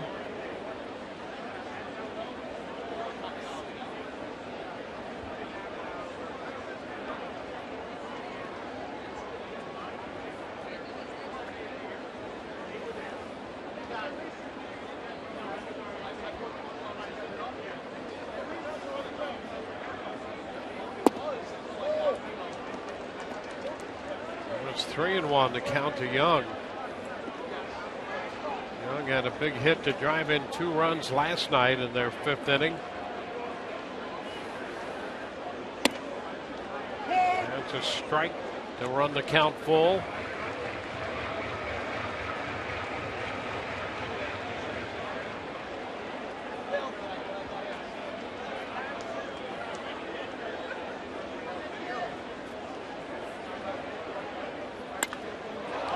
Long one back into left. Zobrist will go to the wall, and it's out of here. Chris Young has tied the game at 4.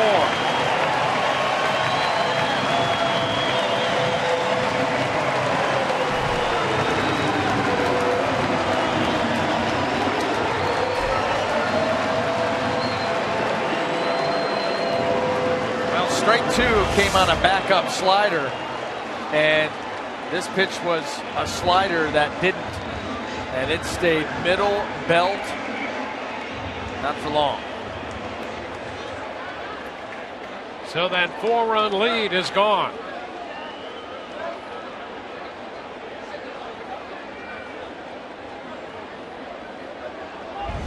Brendan Ryan takes a big cut, comes up empty. You know, I'm telling you, and this probably sounds crazy, but when you go back to that 2-out homer in the first, if he retires the order there 1, 2, 3 that quick, you just wonder where this game is, because all of a sudden that home run by McCann kind of energized that Yankee dugout. Mm-hmm. And you talk about winning a shootout, this is what you've got now, a shootout. Yep.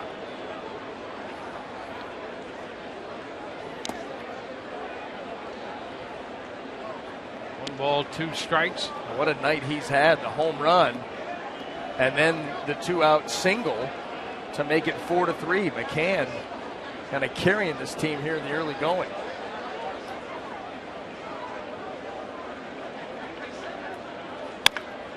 Down to third. Nice play by Longoria to take care of Ryan. Yeah, it's tough to get a feel for how difficult that play is. Even though it's right at him, that ball is hit so hard. Full swing by Brendan Ryan. And it's going to get down to third base rather suddenly. A nice play by Evan Longoria. That's why they call it the hot corner. Boy, you get the head out, those balls are going to come whistling at you.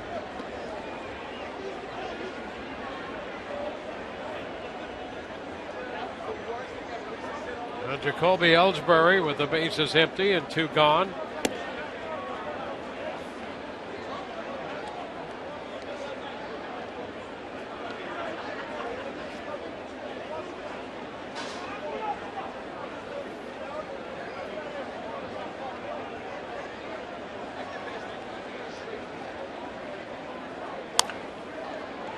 Get on the ground. Odorizzi is there to cover. Loney with the pickup. Ellsbury is the final out, but a home run ties it on to the 5th, 4-4.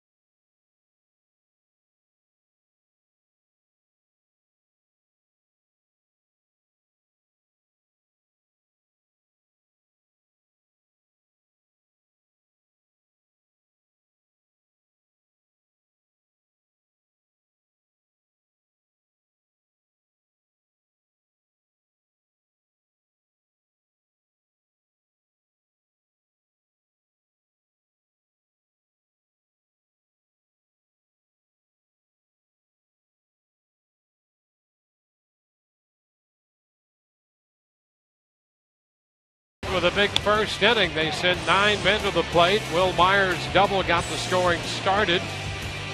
Yanel Escobar singled home a run. Logan Forsythe followed with a base hit. Another run scored on a sacrifice fly. Bottom of the first, Brian McCann's home run got the Yankees on the board. In the third, his single scored 2 more. That made it 4-3, and Chris Young homered in the 4th inning to tie this game. Will Myers takes the first pitch in the 5th, too high. Myers 1 for 2 tonight. Leading off the 5th, Loney next, and then Escobar.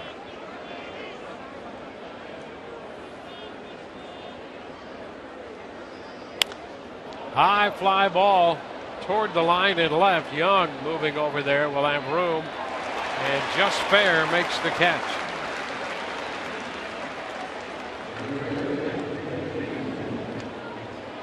Preston Claiborne gave up the leadoff double in the 4th. The Rays could do nothing with that as he got Zobrist, Geyer, and Longoria. Now Myers out on a fly ball to open the 5th. And it will be James Loney.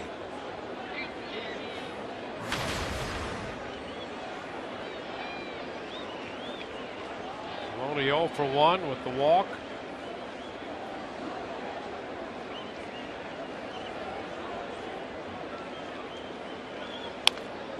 Bounds it back. Strike 1. In the game tonight and all season long, Tires Plus donates $100 to the Pediatric Cancer Foundation for every Tampa Bay Rays home run televised on Sun Sports. Well, he was going to add to that total right there in that first swing. I'll tell you that much. Home run in his last 2 games. 1-1 to count. Closed the homestand with a 4-hit game. 3 hits and a home run last night, and the Rays 4-3 win.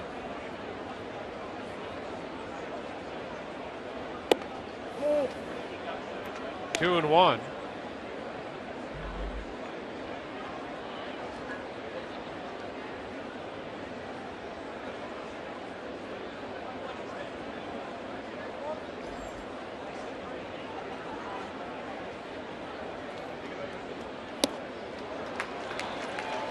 Two. Boy, pulled the string there. That's a beautiful 2-1 pitch there by Claiborne. James Loney all geared up to take another big swing. And Claiborne takes off about 7-8 miles an hour and gets him out in front, back to even in the count.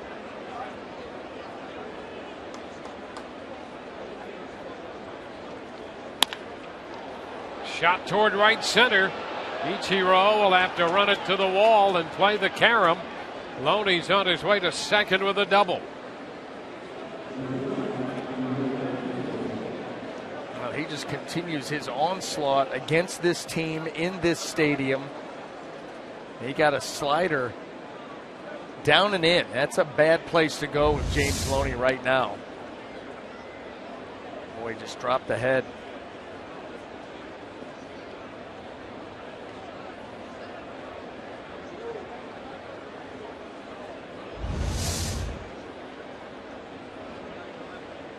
So the Rays with Loney out there at second base for Yanel Escobar. He singled in a run in the first, doubled in the third, and was left on base. 1-0 the count.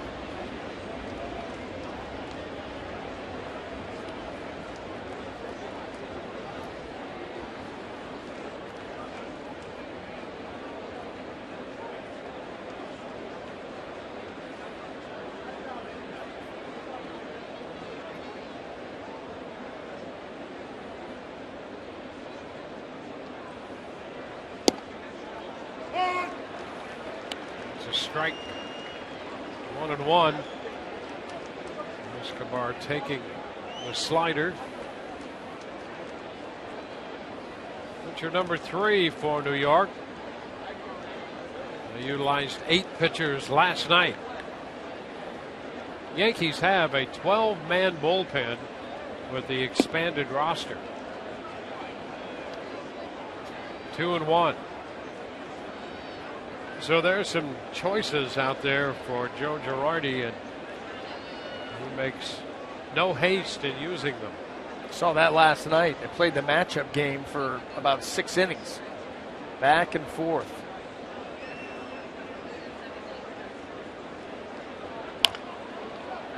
Tampa foul. 2-2. Here's where's the money at? What's the money line on when Rich Hill faces James Loney? Will that be next time up or 2 at bats from now? Do you wait till later in the game? Because now he's 0 for 2 with 2 punch outs. Mm-hmm. Or do you go next time up? It depends on the situation. Well, you got to pick which out you want him to get. That's it. He's only get 1. Yeah. That's all you get. He averages a third of an inning. You got an 8-pitch max. Although rumor has it that he had an outing at one point that went 17 pitches and 2/3 of an inning. Now, I don't know about confirmation of that, but there's just been talk that that's happening. It's doubling his workload. Probably was down for a good week and a half after that. Chas Rowe, whom we did not see last night, is working in the bullpen.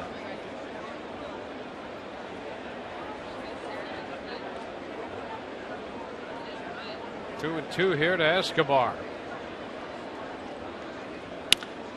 Down to third, diving stop by Headley. The throw to first in time to get him. Headley turns in a fine defensive performance down there in third for New York. Absolutely. That was a base hit. Boy, off the bat it looked good. It was hit hard. And Chase Headley, solid down there at third base, full extension. But that's only half of it. Now you've got to scramble to your feet and make the throw, and he does just that eventually.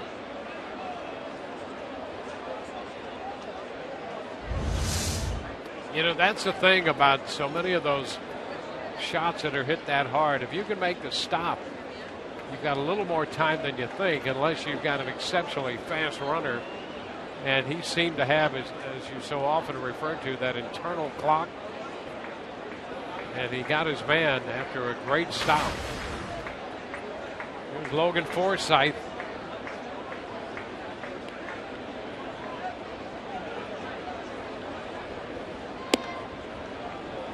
First pitch is wide. That's one of the interesting parts of watching infielders, especially infielders, because that internal clock that we talk about, you know how long you've been out there enough to know how long plays are supposed to take. Mm-hmm. And so you know who's running, you know how hard the ball's been hit, making a play and watching guys speed things up because of that. That's just a feel for the game that not everybody has. Yep. It becomes, they talk about reactionary, it becomes almost that, because you're not going to think your way through, but there's some thinking going on at that same time at lightning speed as you're keeping track of time in such a short period. Yeah, not unlike a quarterback. Mm-hmm. You know that they go back, set themselves, they start looking, they're like, okay, I got to get rid of this because I'm about to get smoked. You just have that feel for when things are going to collapse on you. It's the same thing. Yeah, and infield play, especially, so much a part of that. On balls like that, on double plays, I mean, you know where you are on the field, who the runner is. All of those things. Chopper. Yeah. Right. How hard was it hit? Did I have to move to my left or my right? Foul ball takes a count to 2-2 on Forsythe. That's why you see these guys out every single day taking ground balls. And there's one of the principles right there for the Rays. As good as Evan Longoria has been for them down at third base, he never takes a day off from being out there and fielding and keeping himself sharp. That's why he's great down there. That's why he's got gold on the mantle. 2-2 the count to Forsythe. The count runs full now. He would not offer at that slider. 3-2.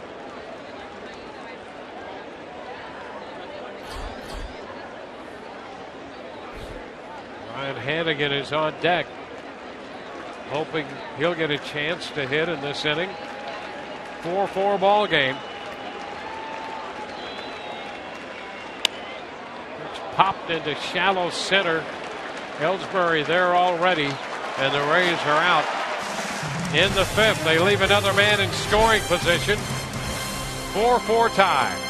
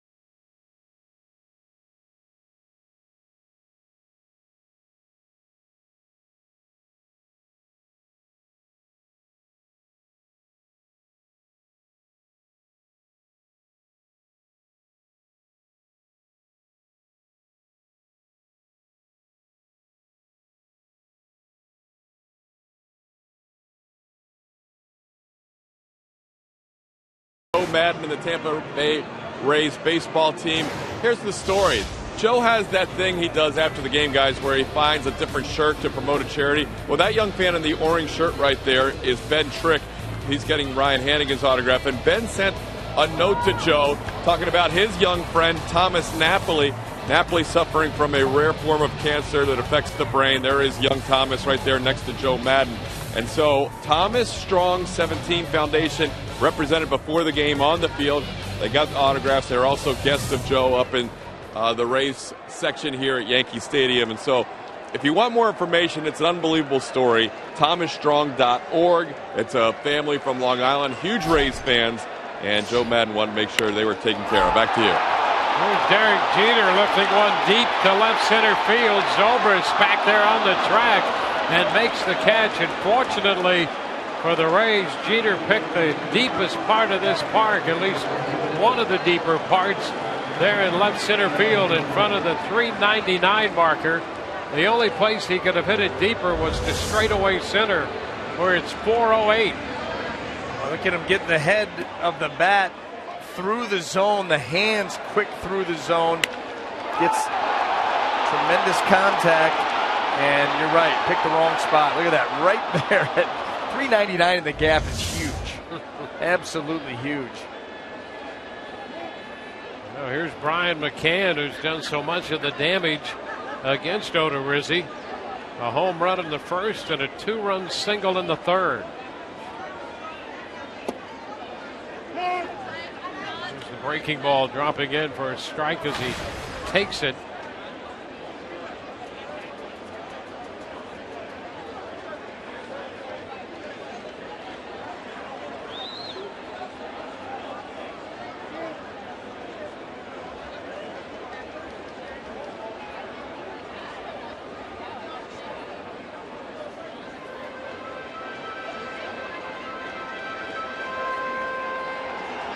One out, bottom of the fifth. And McCann hit by the pitch. Odorizzi not happy about that. Especially after McCann has driven in 3 runs in tonight's ball game. That looked to be something that was cutting in there. Odorizzi getting around that. Ryan Hannigan is not real happy either.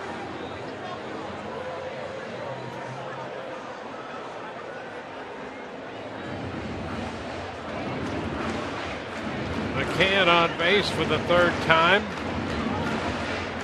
You always wonder about those after a guy's tuned you up a little bit tonight, and all of a sudden, oops, you pick out a thigh. Wonder if there was any intent. Jeff Beliveau up in the bullpen. Cut and a miss to Shara, pulling off that pitch, swinging over it.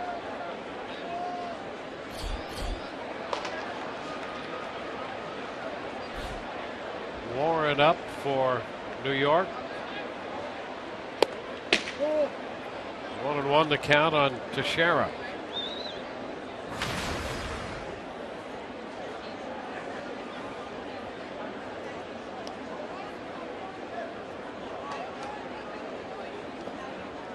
Blocked by Hannigan. 2-1 now.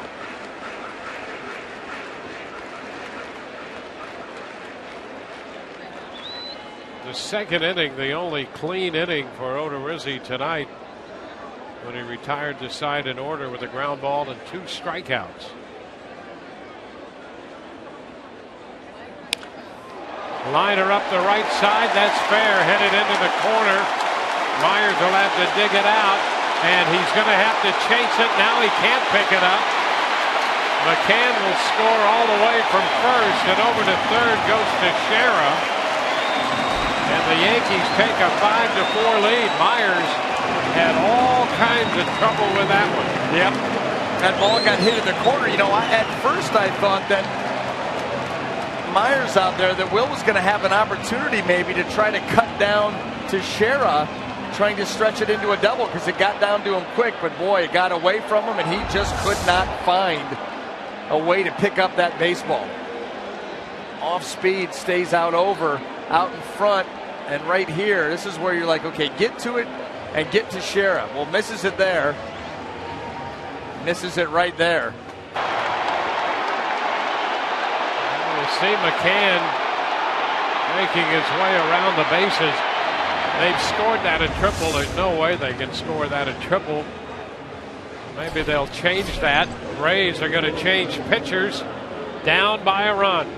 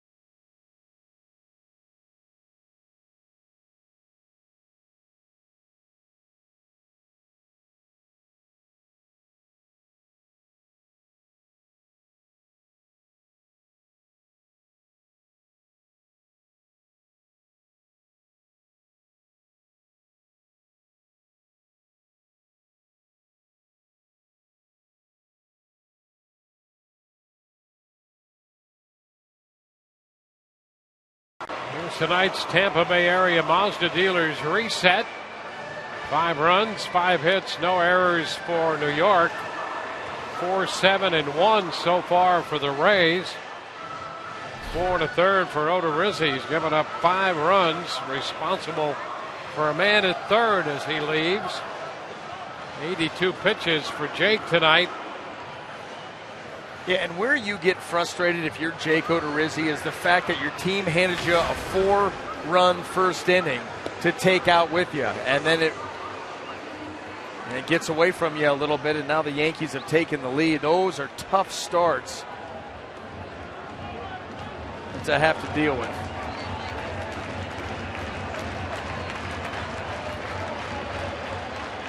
Chase Headley will be the hitter, and Jeff Beliveau, the new pitcher for the Rays, with 1 out, so the infield will come up.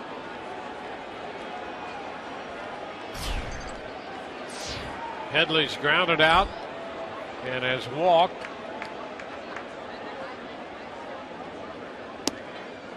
And the first pitch is a breaking ball, strike 1.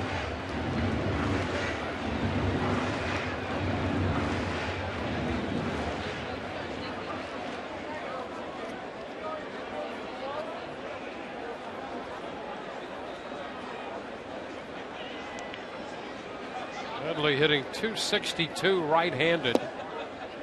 Came into the game .245 from the left side. It's 1-1.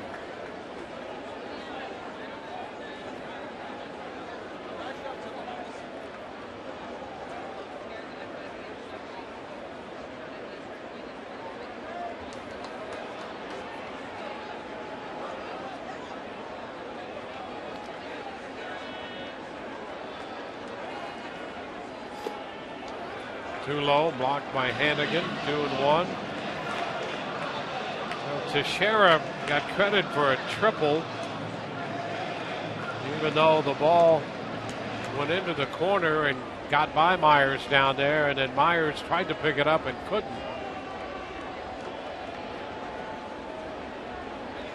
And if it stands, it will be the first triple of the year for Teixeira.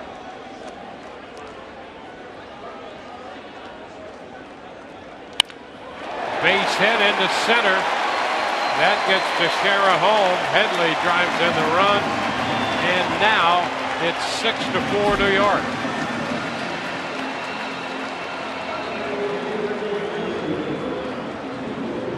Boy, Chase Headley jumped all over this offering from Beliveau.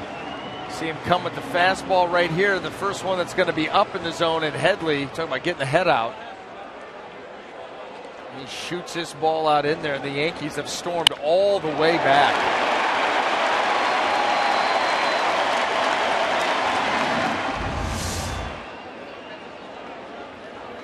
His 45th run batted into the year between San Diego and New York. Here's Ichiro Suzuki. That's a strike.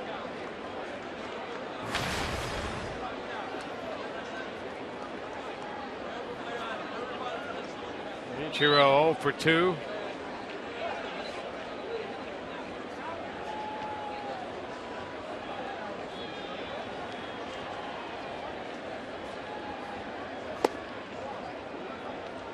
One and one. Well, this game has turned completely around after the Rays jumped to their 4-run lead in the first inning and chased Chris Capuano after only a third of an inning tonight. Looked to be a rout. The rout was on. And I know you thought that home run by McCann perhaps gave the Yankees a little opening, and they have certainly taken advantage of that. You know, you've just been in the dugout before when those things have happened. The other team scores 4 runs. It's an ugly top of the first for you. You go down 1, 2, 3 in the bottom of the first, and it's just that foreboding like, oh boy, this is going to be tough. All of a sudden in the bottom of the first, you answer, even if it's just 1 run. A 2-out homer, guys start chirping on the bench. Hey, let's, that it just happens that way. And so that's what was going on in the Yankees dugout, and they've been able to parlay some of that life into more opportunities. McCann's had a big night, driven in half their runs. Mm-hmm. And the Rays have had multiple opportunities since the first and have not come through. They've left 6 men on, 2 men at second base and 2 men at third base. Well, that's been the story of the year.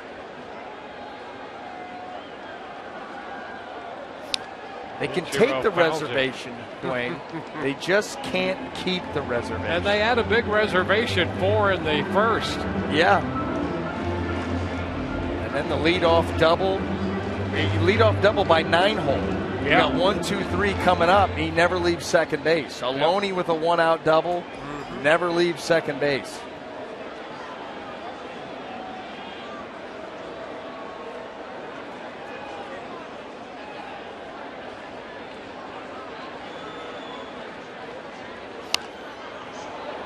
Foul back. Odorizzi charged with all 6 runs, a couple of home runs on his line. One by Chris Young, the other one by Brian McCann.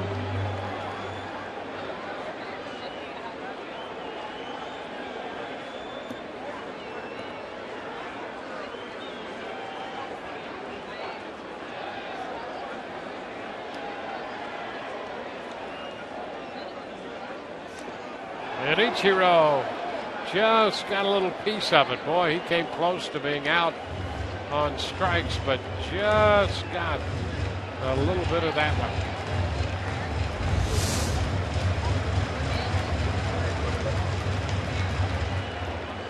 I'd like to see where he got a piece of that. Those are so tough to tell.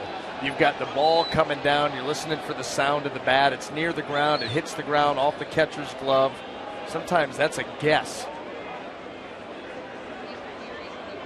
Runner goes, slow curve, and a swing, and a miss that time. Well, there you go. Well, I had him for a foul tip on that swing. So Headley gets a stolen base. Well, trade that strikeout for a stolen base right now, but that's it. Here's the delivery by Beliveau. Another breaking ball, very similar to the previous pitch. And this one he's able to get him, but that pitch in the dirt allows Headley to steal second easily.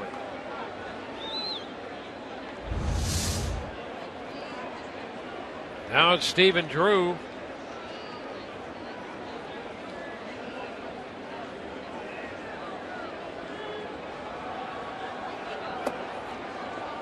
Pitch is low. 1-0. You know what you said about the Yankees when they got the home run by McCann in the first, that starts that dugout chirping. That's an important part of the makeup of a club. And what you hope is, from the Rays' point of view, they can get out of this 5th, be down by 2. They get back into the dugout in the 6th. Somebody starts that look.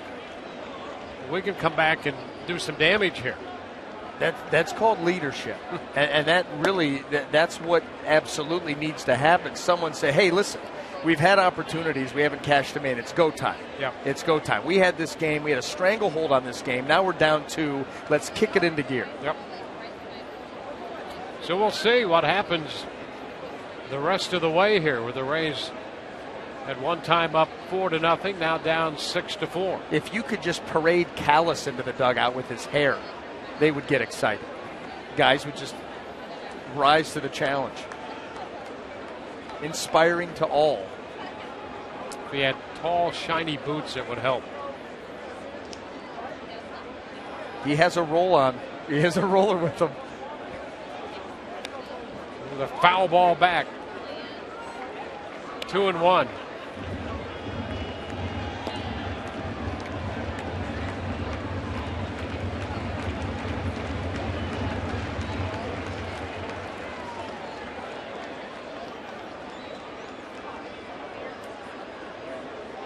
Apparently your hair and Todd's hair is inspiring all of us right now.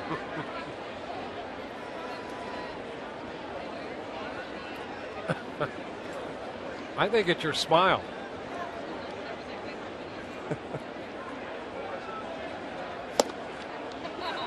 There's a strike.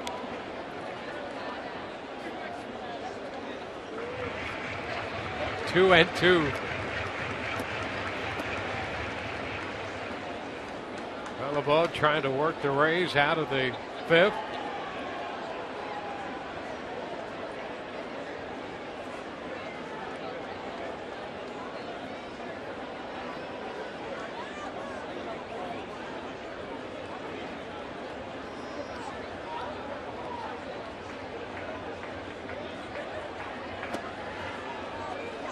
Too low, and the count is full.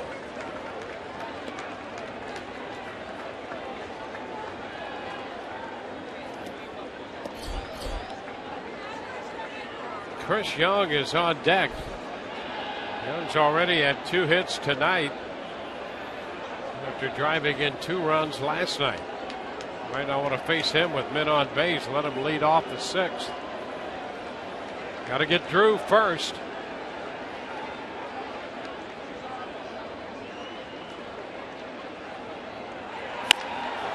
Fly ball lifted into center. Geyer's back waiting to retire the side, but the Yankees have a productive inning. They scored 2 and lead 6-4.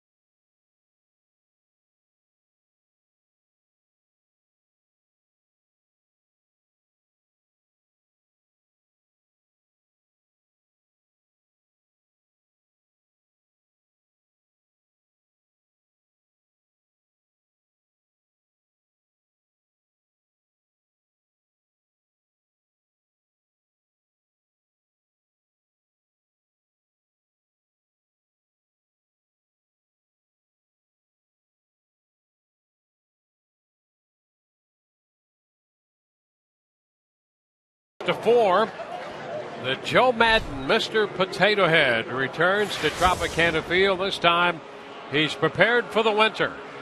Come out Saturday, September 20th. The Rays take on the White Sox, and the first 20,000 fans get the newest Joe Madden Mr. Potato Head, presented by All Children's Hospital, complete with his new outfit. Visit RaysBaseball.com for tickets. Adam Warren will be the new pitcher, making his 63rd appearance. Preston Claiborne, who worked 2 innings, becomes the pitcher of record as Warren takes over. Well, you had better believe now with the lead, the longer that the Yankees are able to hold this lead, the more matchups we're going to see from Joe Girardi in trying to close this ball game out. We start here with Adam Warren.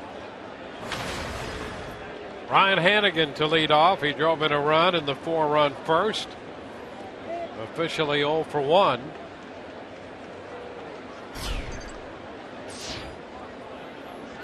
He was charged with his first error of the year on the throw down to second base that sailed into center and Escobar did not catch.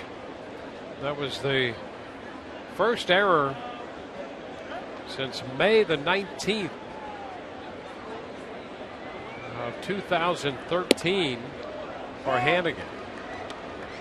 We've got 122 consecutive errorless games. That explains his reaction. Not happy to see that streak come to an end. And not happy to see the base runners advance. No.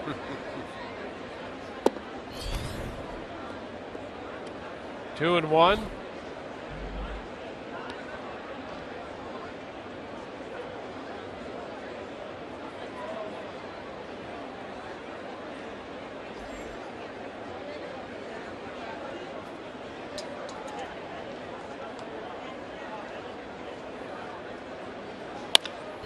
Liner into center. Ellsbury right there, reaches up.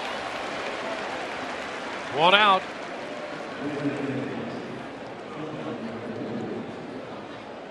Well, the Rays in that first inning converted 4 hits and a couple of walks into 4 runs.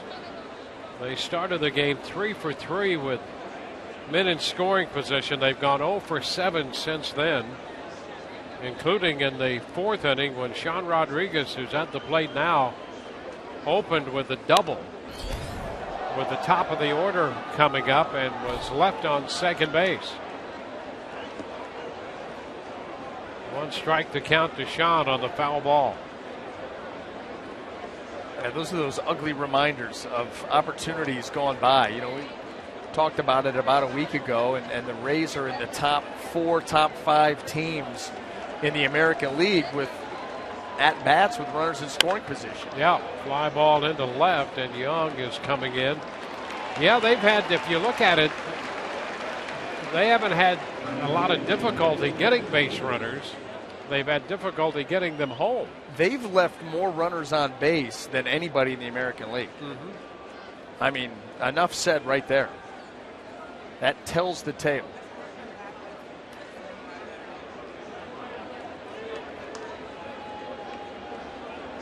So 2 outs, base is empty. We go to the top of the order. Ben Zobrist.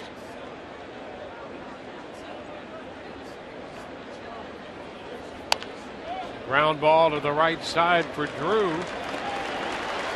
1, 2, 3 go the Rays against Warren. 6-4 New York.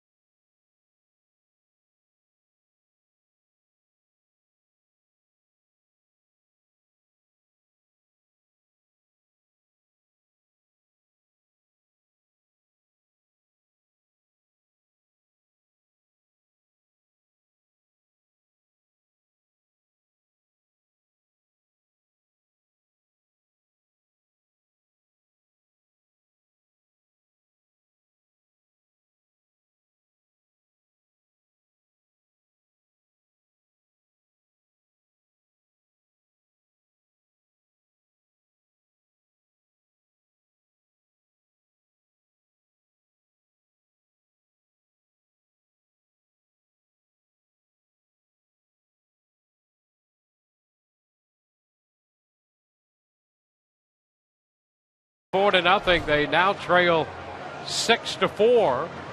Moving into the bottom of the 6th inning. Here's what's coming up tomorrow on Rays Live. The pregame shows presented by your Gulf Coast Honda dealers. Our coverage begins tomorrow at 6:30, and we'll hear from Alex Cobb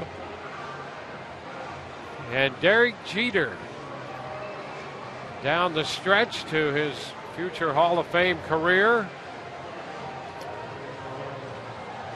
All of that coming up before Game 3 tomorrow from Yankee Stadium. Let's check in with Todd for a moment. Todd? Dwayne, Web Wednesday, you can tweet your questions to @SunSportsRays with the hashtag AskRays, or you can email them to sunsportsrays@gmail.com. Latest question is, with about 2.5 weeks to go as you look into the offseason, what are the Rays' biggest needs heading into 2015? Well, based on part of our conversation last inning where they lead not only the American League but the major leagues with runners left on base. You would think somewhere they'd like to develop a little more offense, whether it's from within or somewhere without. I mean, you look at the offense, they had certainly hoped for more in a lot of quarters than they've received. I'd like to see this team develop a little bit more of an edge. Some leaders step up and just kind of, we're not going to take this anymore type of attitude. Yep. Instead of everything being about, well, we did some nice things and this was fun to look at and a lot of good stuff like that. You know what? Sometimes we heard Alex Cobb do it a little bit earlier in the season. Sometimes you have to stand up and say, enough's enough. Yep. This isn't going well. Let's acknowledge it and find a way to fix it. Instead of just kind of glossing over it all year long. Yeah. And so, I hope that's what happens. 1-1 to count on Chris Young. Well, you'd like to think that you could find that and develop it, but you really tend to find it more than you develop it. You don't develop leaders. Yeah, leaders are born. Right. I mean, they roll out of bed and they want to be at the forefront, leading the charge. You can hone your leadership skills, but you're not going to train yourself to be a leader. You are or you're not. That was one of the most brilliant statements I ever made. I'm dumber for having said it. Steve Geltz on, and he strikes out Young swinging. Hey, when you joined the crew, you gave this crew a little more edge. There you go. It all came together that day in Baltimore. That was Baltimore. That was April of 2013 when we got off to a rough start. But doggone it, we had a team meeting. Yeah. And we turned the year around. Yeah, right there. That was big. That was big. A lot of leadership roles stepping up then. Yep. Across the board. James Joyce, forever grateful. Brandon Ryan fouling away the first pitch. That's a strike.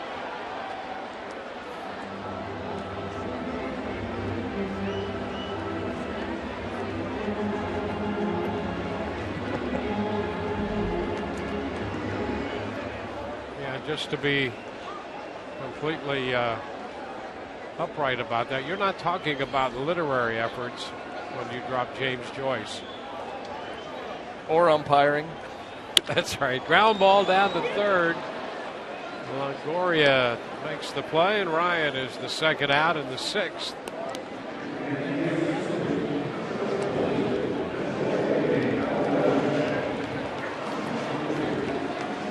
A lot of stepping up and out at times. It's not all good. It's not all good. Hey, you take a shot at leadership. Hope something sticks.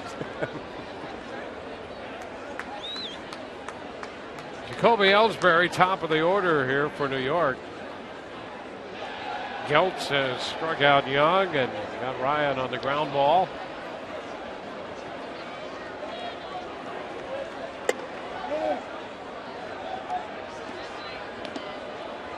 Ball, no strikes.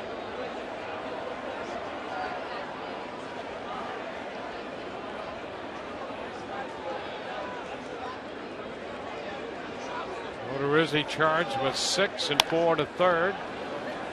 Beliveau worked 2/3, and now it's Geltz. 1-1.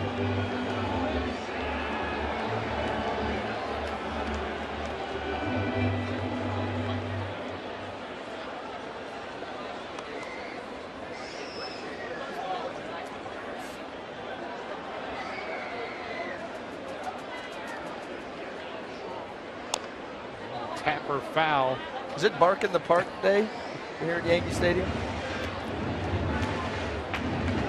I don't believe so.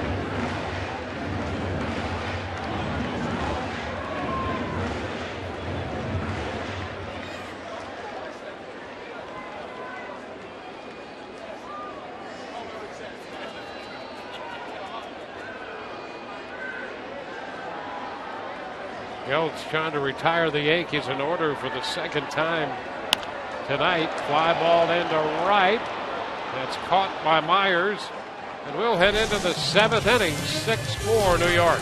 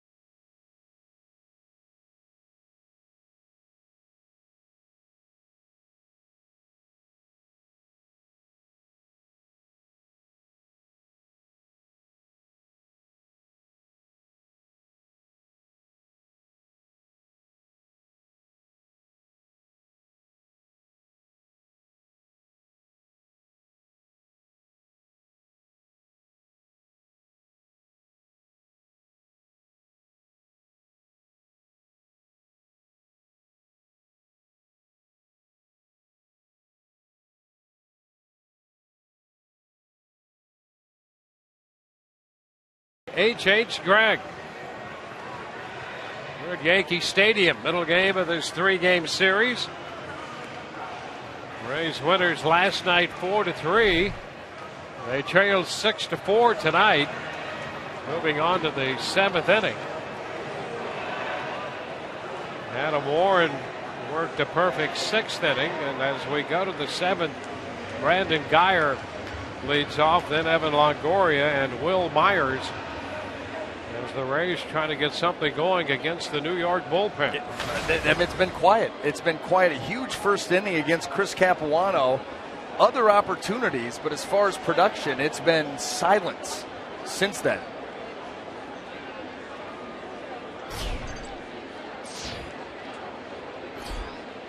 Guyer 0 for 3, a strikeout, a ground out, and a fly ball to right.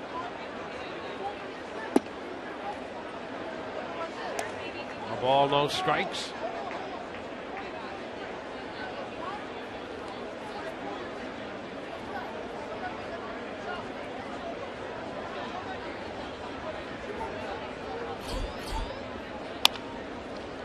This one off the glove of Headley, deflecting to Ryan.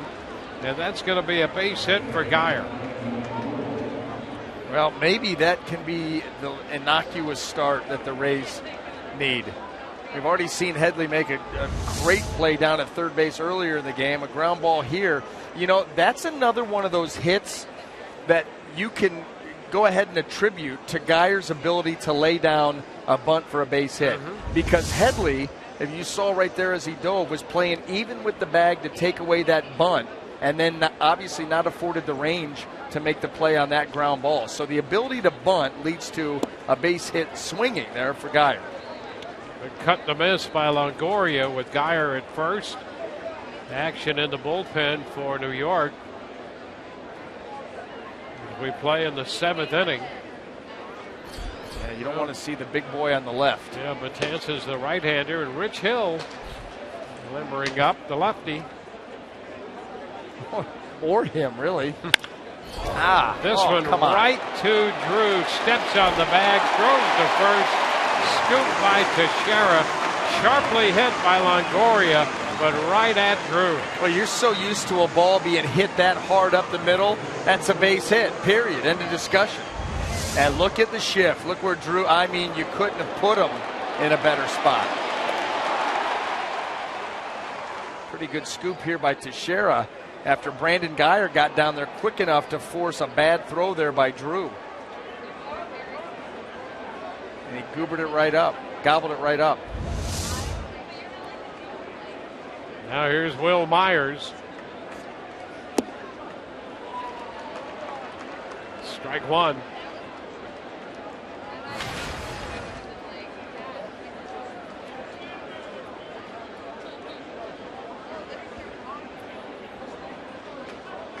Myers doubled in a run and scored in the first.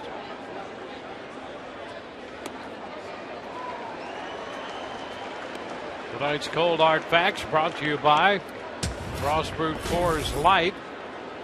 See, the Yankee bullpen has responded. No runs in 6 1/3 after the starter Capuano gave up 4 runs in a third.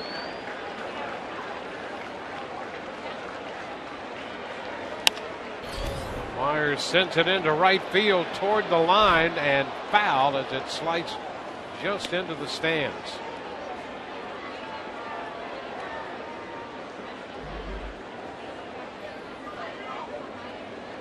The Rays have won 9 and lost 5 against New York this year in the season series, and 6 out of 7 here at Yankee Stadium. And they got off on the right foot tonight, but they let that get away, and the Yankee bullpen has shut the Rays lineup down. Yeah, and you're getting really close to Betances-Robertson territory. And obviously those are their 2 go-to.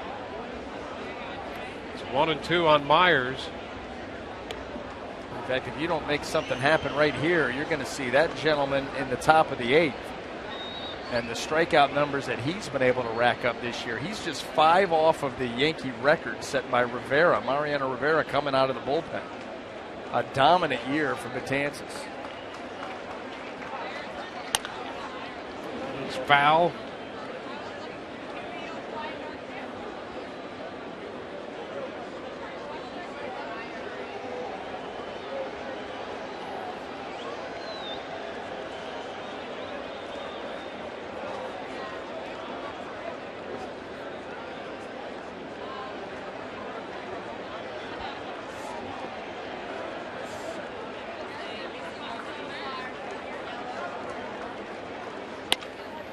There's a base hit to the left of Drew into right. So Myers singles with 2 outs. Well, that'll get James Loney up here, and that will also get Girardi out of the dugout. And he's going to make a pitching change. Back to New York in a moment.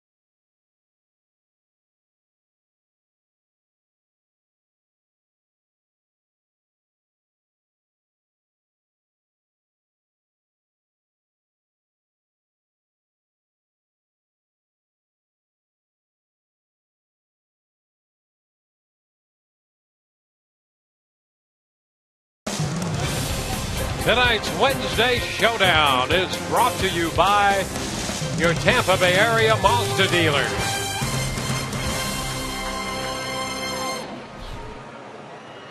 Pitching change. Yankees go for the hard-throwing right-hander Dellin Betances. And look at those numbers. Over 63 appearances. Now that's it right there. 125 punch-outs in 83 innings of work.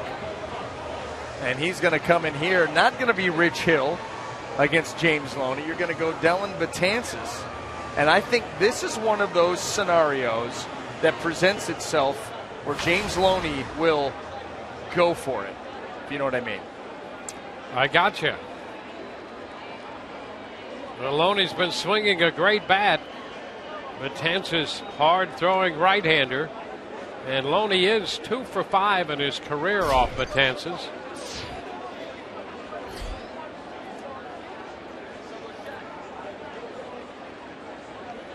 Walked and scored in the first, doubled in the fifth. And the first pitch, breaking ball in there for a strike. Not fair. Not fair. How about that? Just check out the list there. There's some distance. We know how good Boxberger's been with all those strikeouts. Betances 125. There's a base hit. A broken bat single. On to third goes Myers. And the Rays have men on the corners now. James Loney, another good offensive night. He got the fastball there. It absolutely destroyed his bat. That bat almost got Will Myers. Here it is. Let it fly up and in. And there goes the head and, well, everything else, too.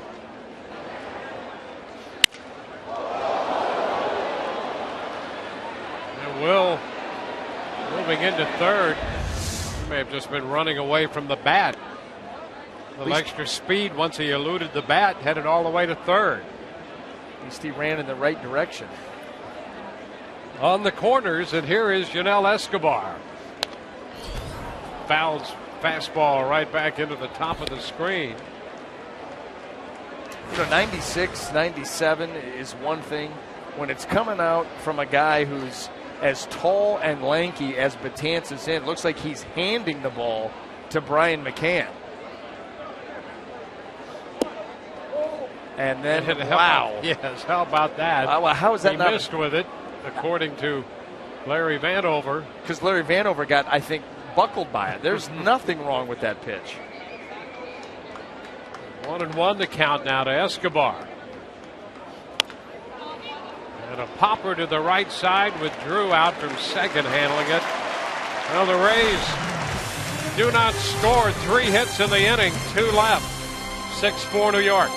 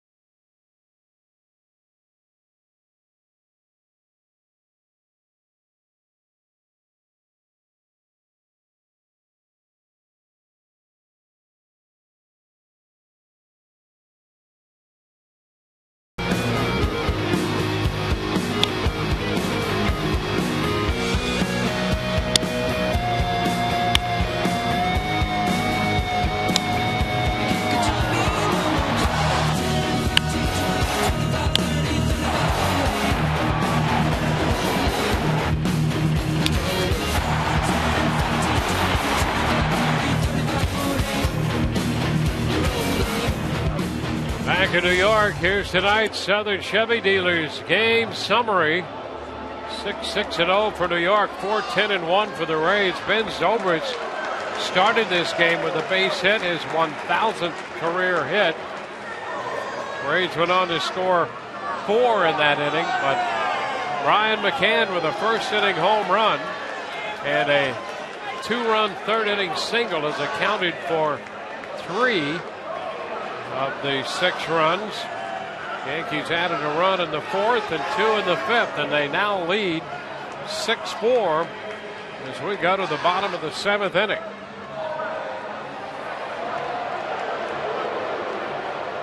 Derek Jeter's going to be leading it off. Yankees return to the Trop September 15th through the 17th to take on the Rays.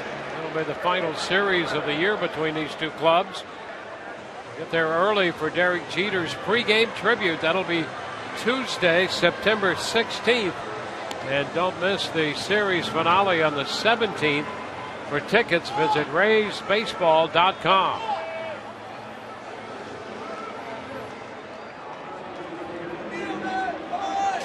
Jeter, McCann, and Teixeira due up.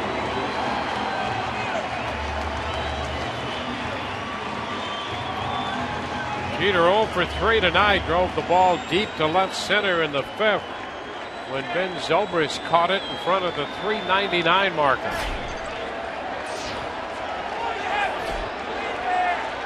Now he faces Steve Geltz, who retired the Yankees in order in the 6th. Pitch is down.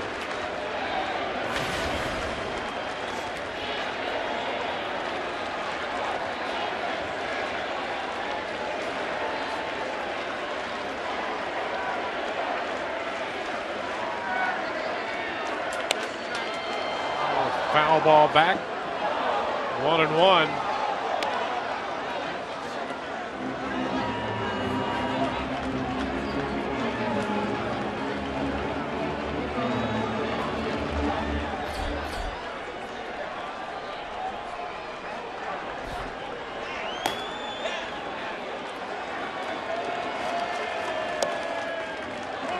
There's a strike to Jeter, and the count is 1-2.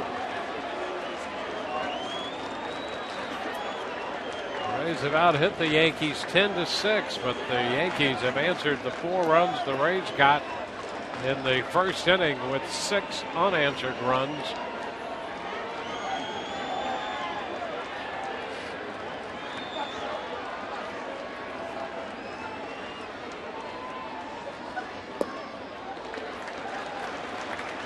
Two and 2.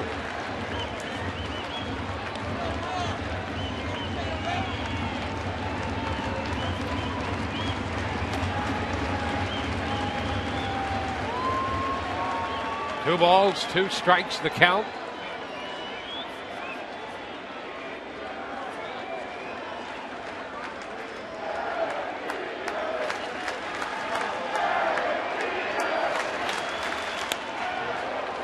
Upstairs, and he fouls it. 2-2.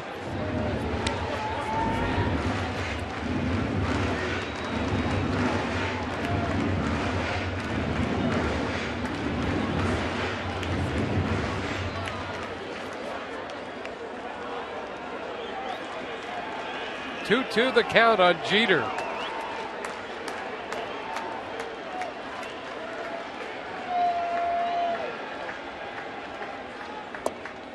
Ooh, he just missed there, and the count goes full.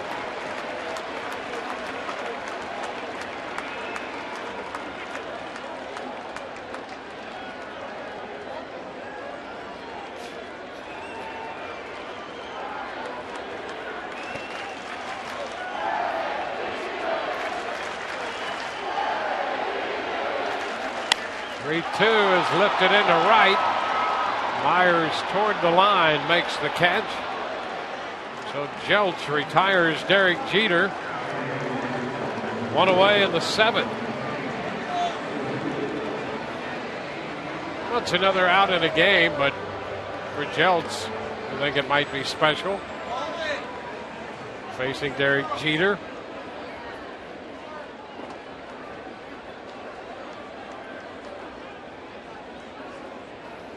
There's Brian McCann.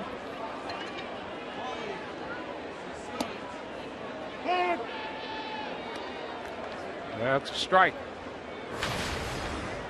Well, McCann has scored 2 runs. He's driven in 3.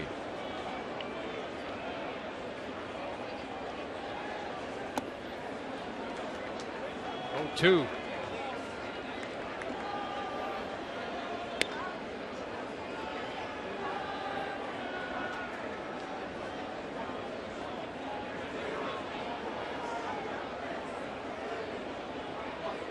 Staring intently in, getting that sign, hoping it's a winner.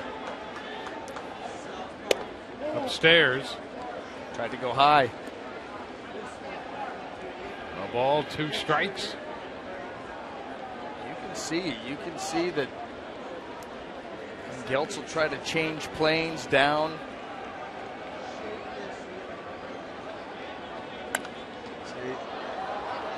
You work down in the zone, and then you're really good when you can be high. Up there, fouling them off. Now you can come right back, slider. You could try to go maybe a little bit higher. Mm-hmm.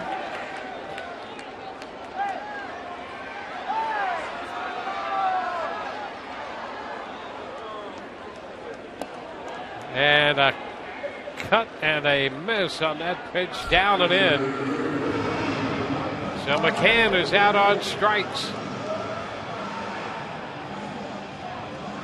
Well, that was a really good sequence there by Geltz as he moves up, a little bit higher, and then all of a sudden comes back with the slider down in the zone. Well, you change eye levels like that, and hitters just don't have that comfort there at the plate. Well, he got ahead of him.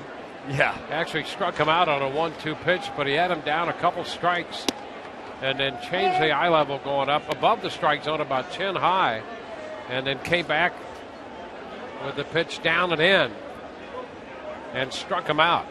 Now, 1 strike to count on Teixeira.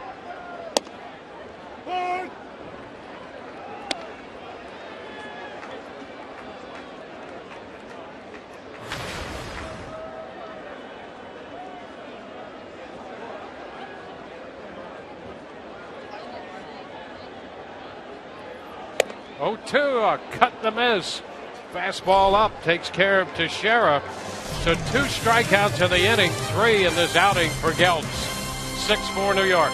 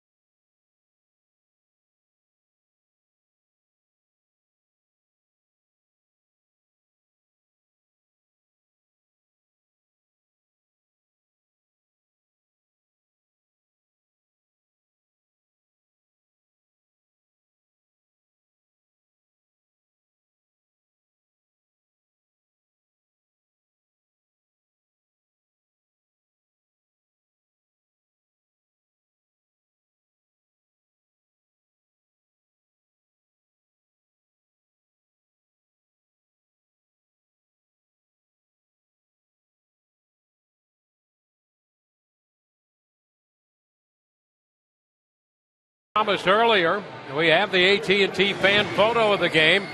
Tweet your photo to hashtag SunSportsFanPhoto for a chance to be shown in an upcoming game broadcast brought to you by AT&T.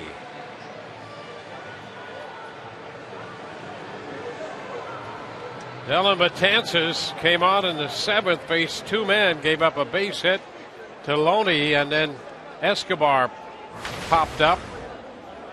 Logan Forsythe due to hit. Matt Joyce will pinch hit against Betances.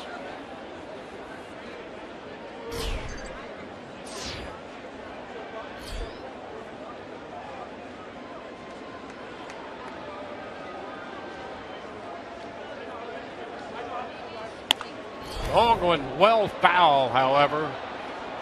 Trying to get it started, and boy, did he. I mean, how do you do that? I was thinking the same thing. That was at about a 45-degree angle between home and first.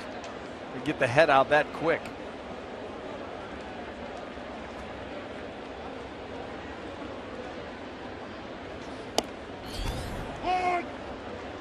That's a strike, and the count is 0-2. Remember, there's a left-handed hitter named Michael Aga who played with the Tigers, with the Cardinals, and in the Busch Stadium predating the current one, fouled the ball back. There's a cut in the midst, and Joyce is out on strikes.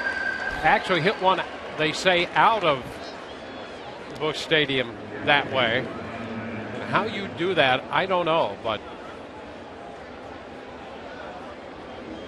Joyce sent that one into the upper deck and foul by about 120 feet off the right field foul pole.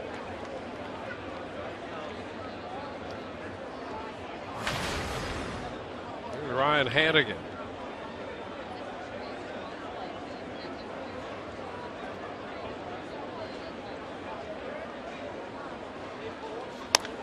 Hannigan pops it up right side. Teixeira is after this one and makes the catch on it. So that is out number 2. All aboard, the Rays leaving the station for the season, but they have one more Tampa Bay Times Family Fun Day, Sunday, September 21st.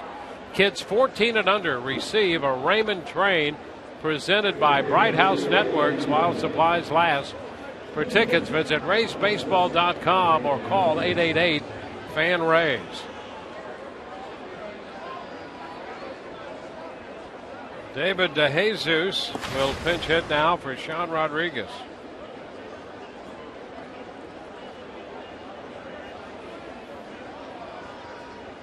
Sean had a double tonight and 3 trips to the plate. The pitch is low, 1 ball, no strikes.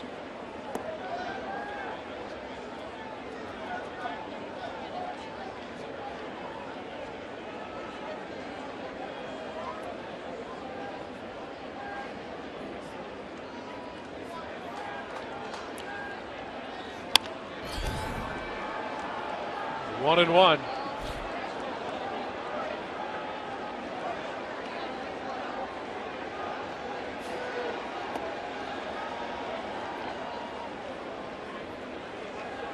Top of the 8th.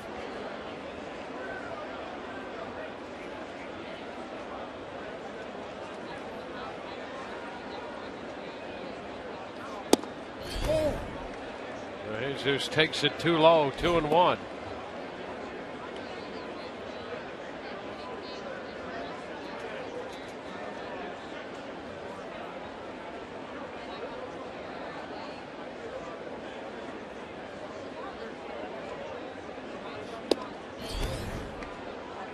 Three balls and a strike.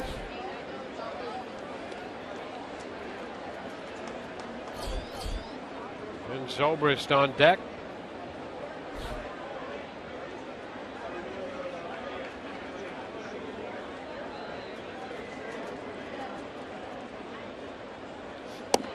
And a strike call. DeJesus thinking perhaps that one was just off the plate. The count is full. Yeah, that's a borderline pitch, 3-1. Betances is able to drive it down and away. I mean, that is right on the edge. Now here's your money shot.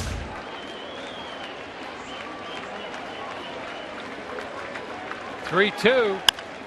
He lifts it toward the left field line. Young to his right makes the catch. We go to the bottom of the 8th. It's 6-4 New York.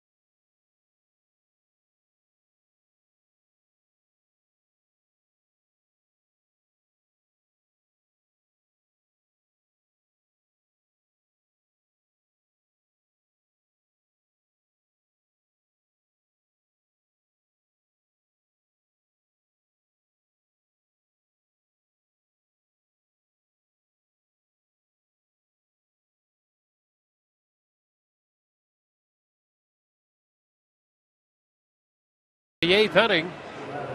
Congratulations to Sean Ramos. His caption of the Chanel Escobar photo, which was, quote, "You're definitely going to need a trip to the cleaners," unquote, was our favorite submission this week. Thanks to all of you for logging on to foxsportsflorida.com to play. Dwayne, did you say favorite or only? I think it was the favorite.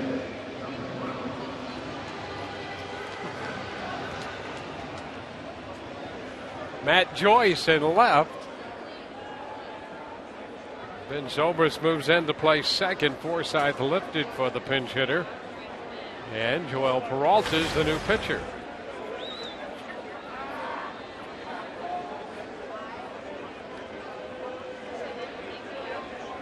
Chase Headley in the batter's box. One strike.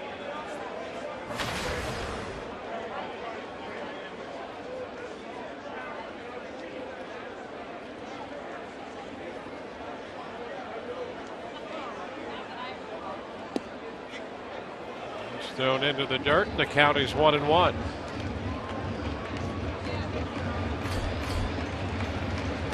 David Robertson busy in the bullpen for New York. For the Rays tonight, it has been Odorizzi, Beliveau, Geltz, and now Peralta.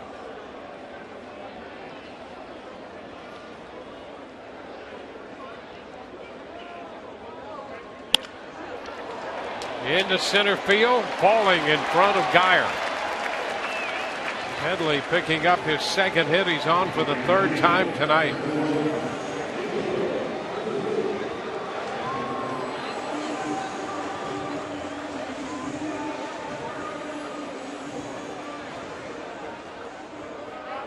Ichiro Suzuki about to step in.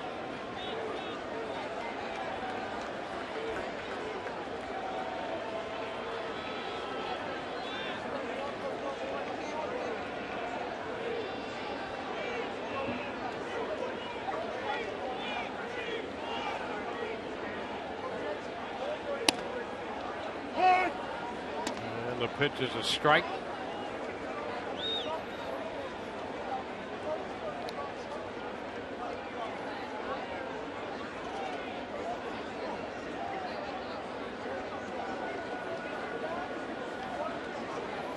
Braves in the ninth. We'll have the top of the order coming up.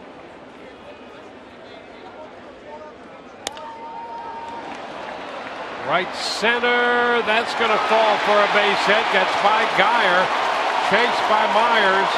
Headley's going to be waved around, and the throw to the plate not in time.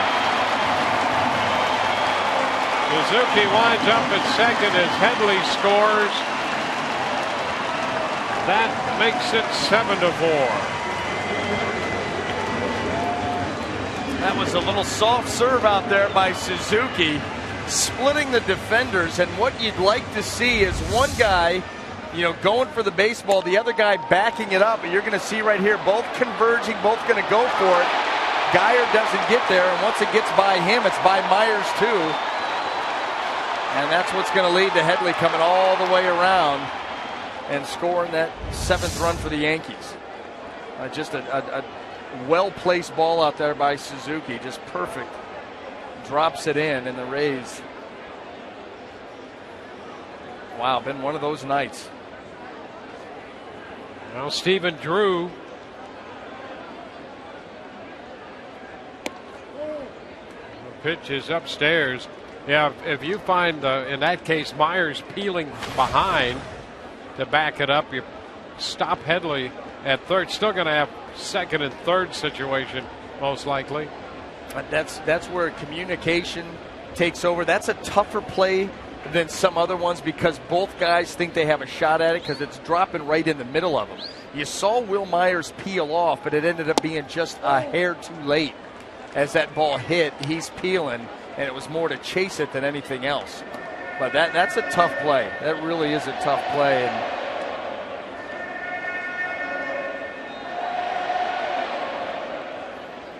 So Headley has scored. Suzuki's on second.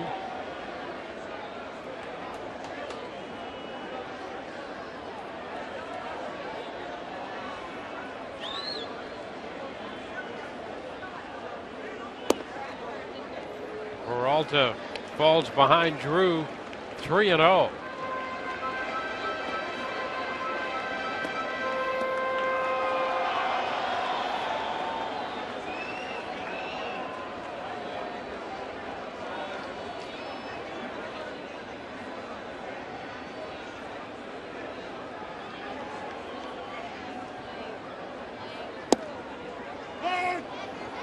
It's a call there, 3-1.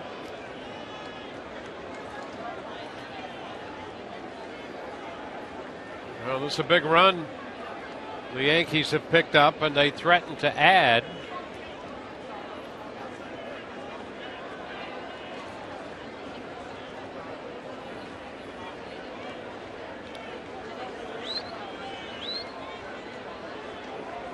Drew started the night hitting 161 for the year. He struck out, fouled out, and flied out.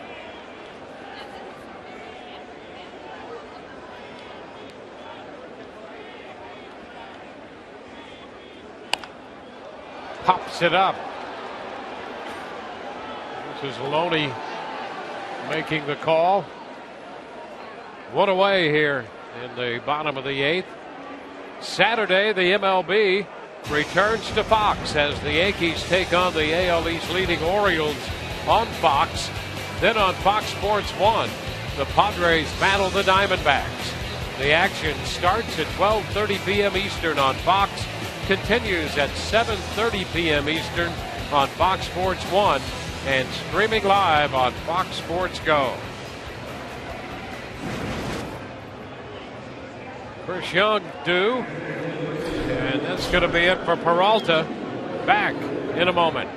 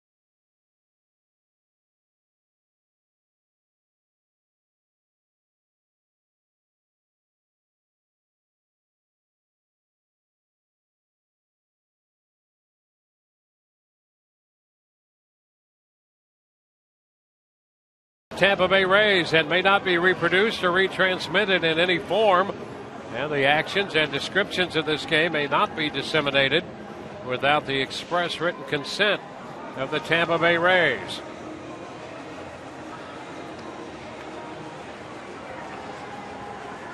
Joel Peralta, third of an inning, a couple of hits and a run, responsible for a man on as he leaves.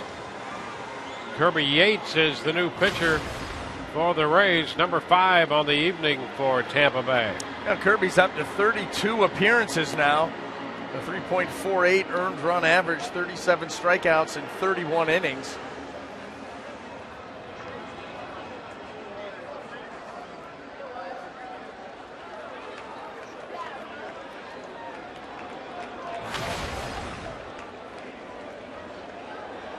Chris Young has had a good night. A couple of runs scored, a home run, 2 out of 3.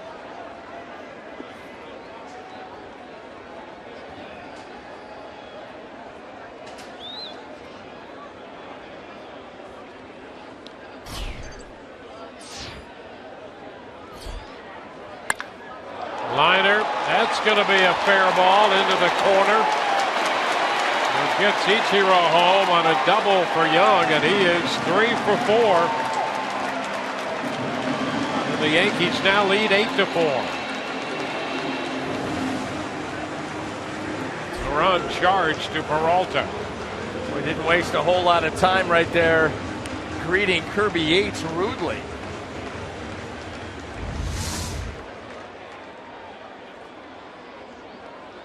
First pitch fastball with some elevation out over the plate, and Chris Young adds to the Yankees lead.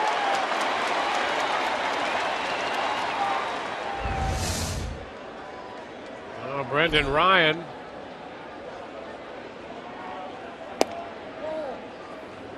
Yates misses with that pitch. 1 ball, no strikes.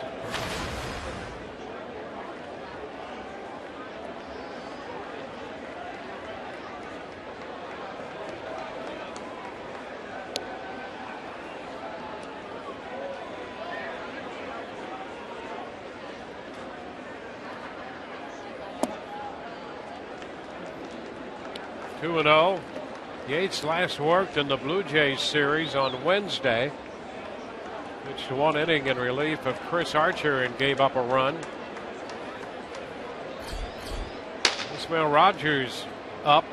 They've had Robertson and Rogers trading off down there, and now with a 4-run lead, Rogers up and throwing seriously.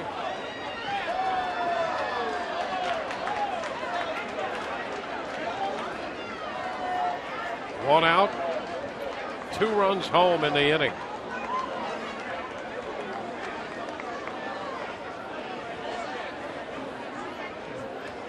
So 6 runs charged to Odorizzi and 2 to Peralta.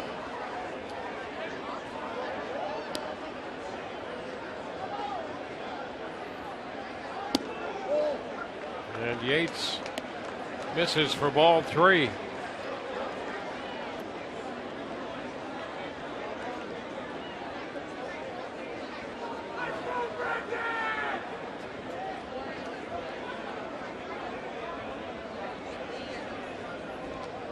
Ryan ahead in the count, 3-1. Down to third, Longoria's there. His throw to first in time, holding Young at second base in the process.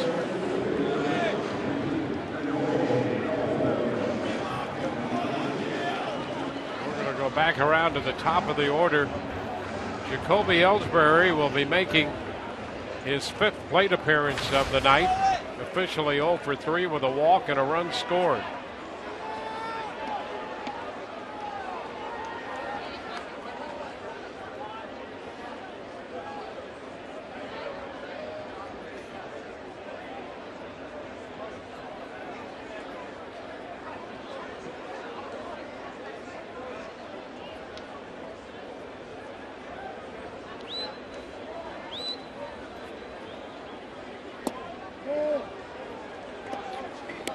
Too low to Ellsbury.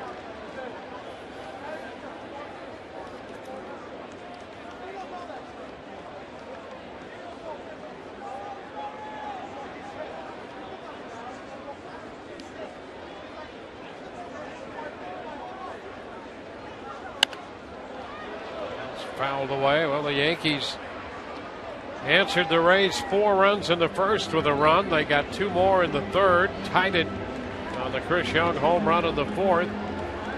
Took the lead with 2 runs in the 6th inning, and they've added on 2 more in the bottom of the 8th.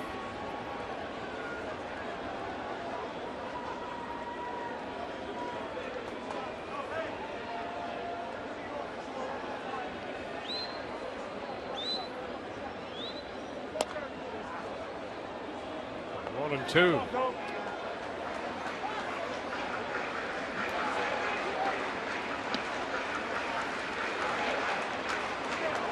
game an example of how important it is that you keep your foot on the gas pedal. And the Rays off to I mean, you really thought in that first inning against Capuano that they could have named their score, that they were going to keep the Yankees on the run all night. Who would have thought that offense in the first would be it as we head here, or as we are in the bottom of the 8th with 2 outs? It's now 2-2. The offense that's kept the pressure on all night long has been the Yankees, and they've been able to cash in, tie the game up, take a 2-run lead, now a 4-run lead.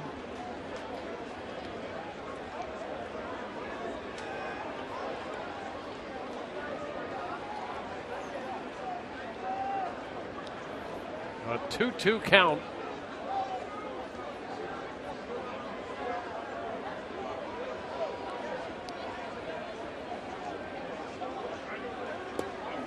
And that takes it to 3-2. Nice effort back there by Ryan Hannigan still. Really throwing himself to his right in order to block that pitch.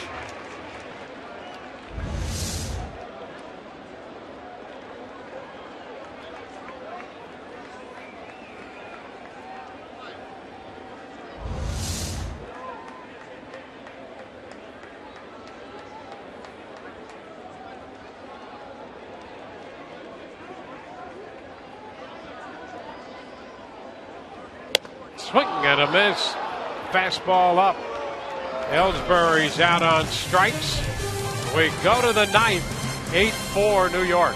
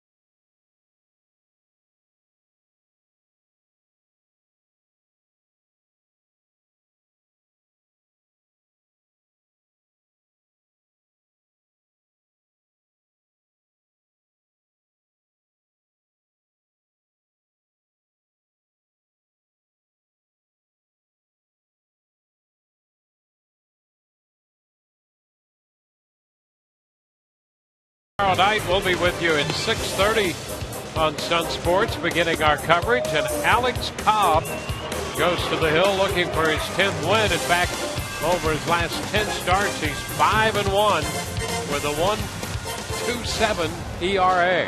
Consistency has been the key for Alex the last few months.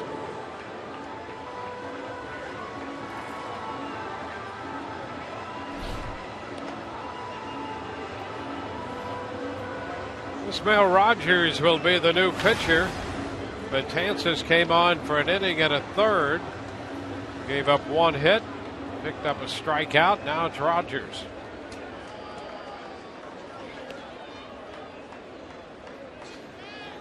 '28th appearance for Rogers. He was in the game for 2/3 of an inning last night. Walked a man. And it's the top of the order for the Rays, beginning with Ben Zobrist.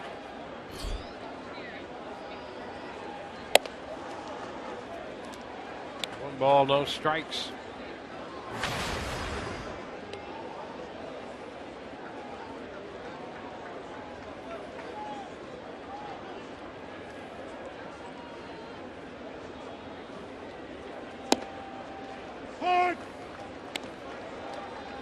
Now 1-1.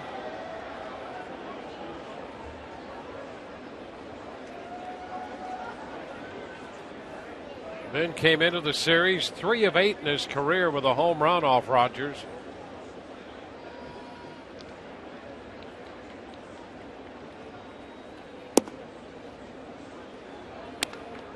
It's now 2-1.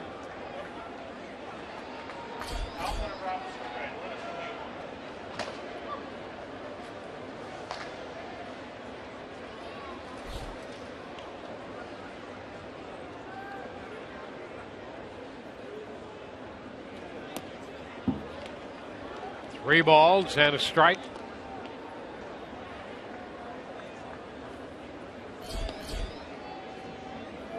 On deck is Brandon Guyer.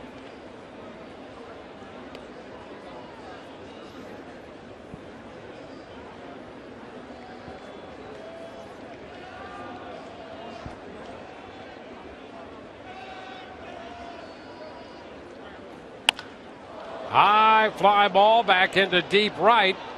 Ichiro just a step onto the track, makes the catch. Zobrist under that one just a tad. That's one away. Reminder coming up on Rays Live, the postgame presented by Checkers. Rich and Orestes along to anchor our coverage. We'll have Joe Maddon's press conference, interviews from the clubhouse, headed up by Todd Callis. All of that and more immediately following the coverage of our game here from Yankee Stadium. Well, Brandon Guyer, that pitch is a strike.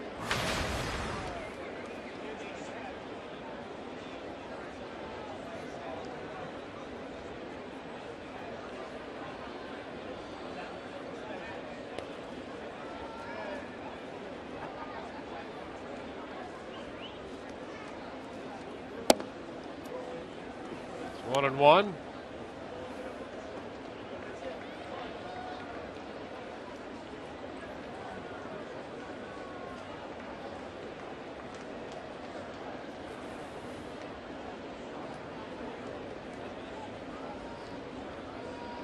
Guyer at the plate with Evan Longoria on deck. It's a Tapper foul. Just in behind Larry Vanover, the plate umpire. Well, if the Rays are not able to complete a massive comeback here in the ninth inning, boy, you start to look back at those opportunities that they had in the third, the fourth, the fifth, where they had some chances to not only expand the lead, but then to climb back into the game, retake the lead, and just not able to do it with some really good chances. 2-2. If you look at those innings and add the seventh, they left men in scoring position in all of those innings. Seventh inning, they had 3 hits and no runs. Yep.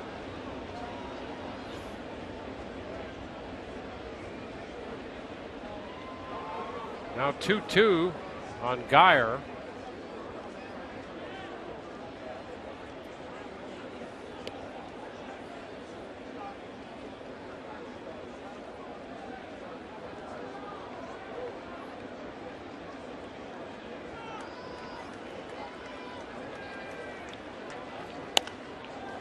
Foul ball out of play, holding the count to 2-2.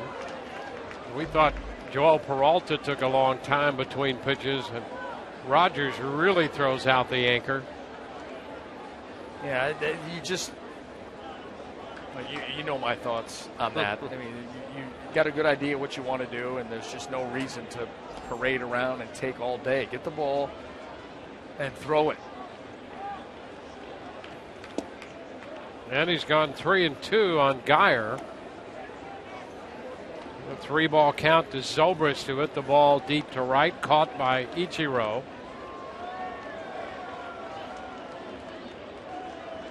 Now a full count to Guyer.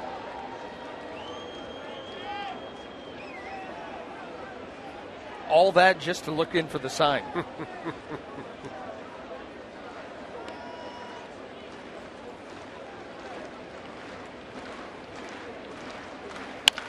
Ground ball to short. That's Ryan up with it. His throw to first gets Guyer So 2 up, 2 down in the 9th inning. And here's Evan Longoria.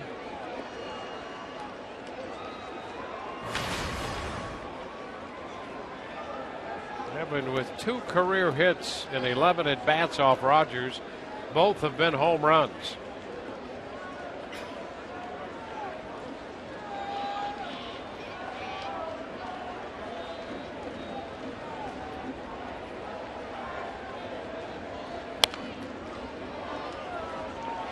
Strike 1 on the foul ball.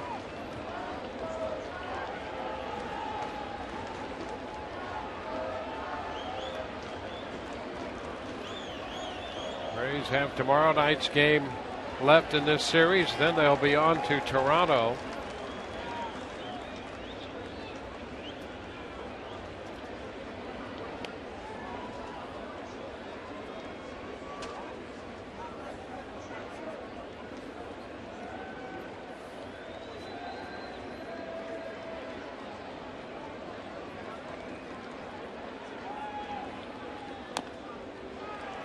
Piece of it.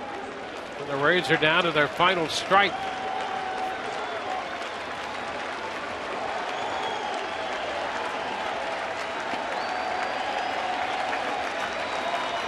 Rays got off to the fast start, but the Yankees came back for 8 unanswered runs at this point.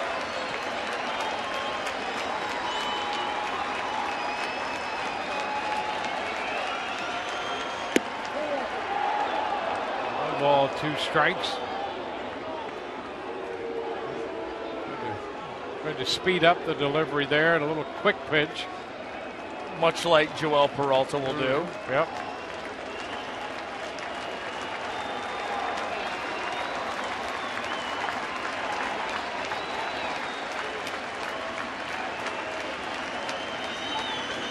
One and 2. A piece of it, foul, forcing another one from the right-hander Rogers.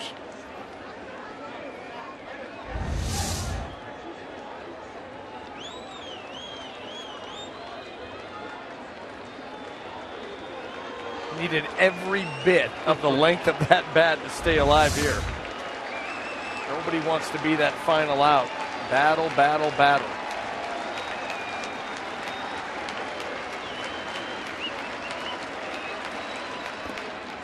He takes it low. 2 balls, 2 strikes.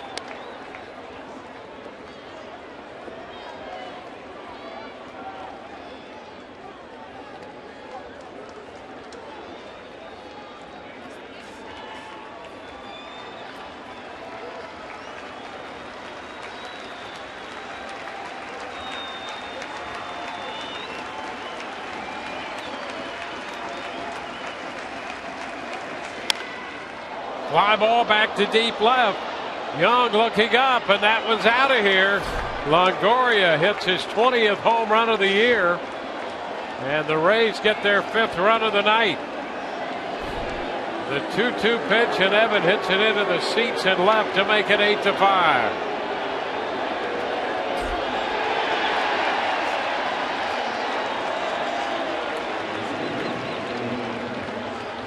85 runs batted in for Longoria. 3 hits in his career off Rogers. All of them have been home runs. Now took advantage of poor location there. That was meant to be a slider away, and it just kind of spun, stayed in, and Evan deposited it into the seats. There's Will Myers. And the pitch is a strike.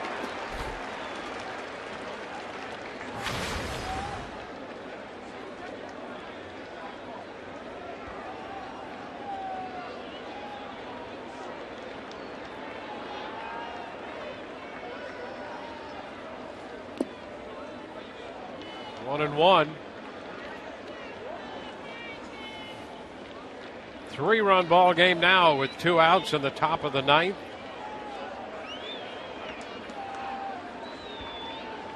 Rays scored 4 in the first. They've scored 1 in the 9th. In between, they've been outscored 8-0, and so they trail 8-5 here in the 9th.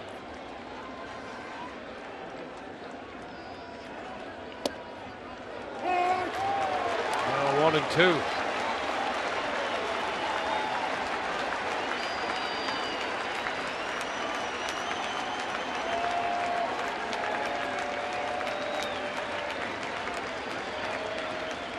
Two hits on the night for Will Myers.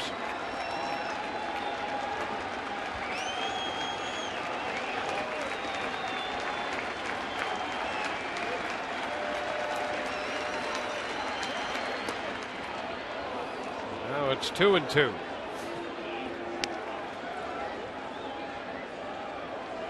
Well, they're one base runner away from being forced to get Robertson into the game. These are the type of meetings right here that you don't understand. And not to beat a dead horse. That's why you have signs. What could you possibly be going over there? Nobody's on base. Hey, what do you want to do right here? I don't know. Put down a sign and I'll tell you what I want to do. I'm not going to make up a new pitch right now. So just go with what I have. Put one of them down and we'll come to an agreement and on with the game. 2-2. Lifted to the right side. Drew under it, and this game is over. Rays get a run in the ninth on the home run. They drop this one 8-5. Back in a moment.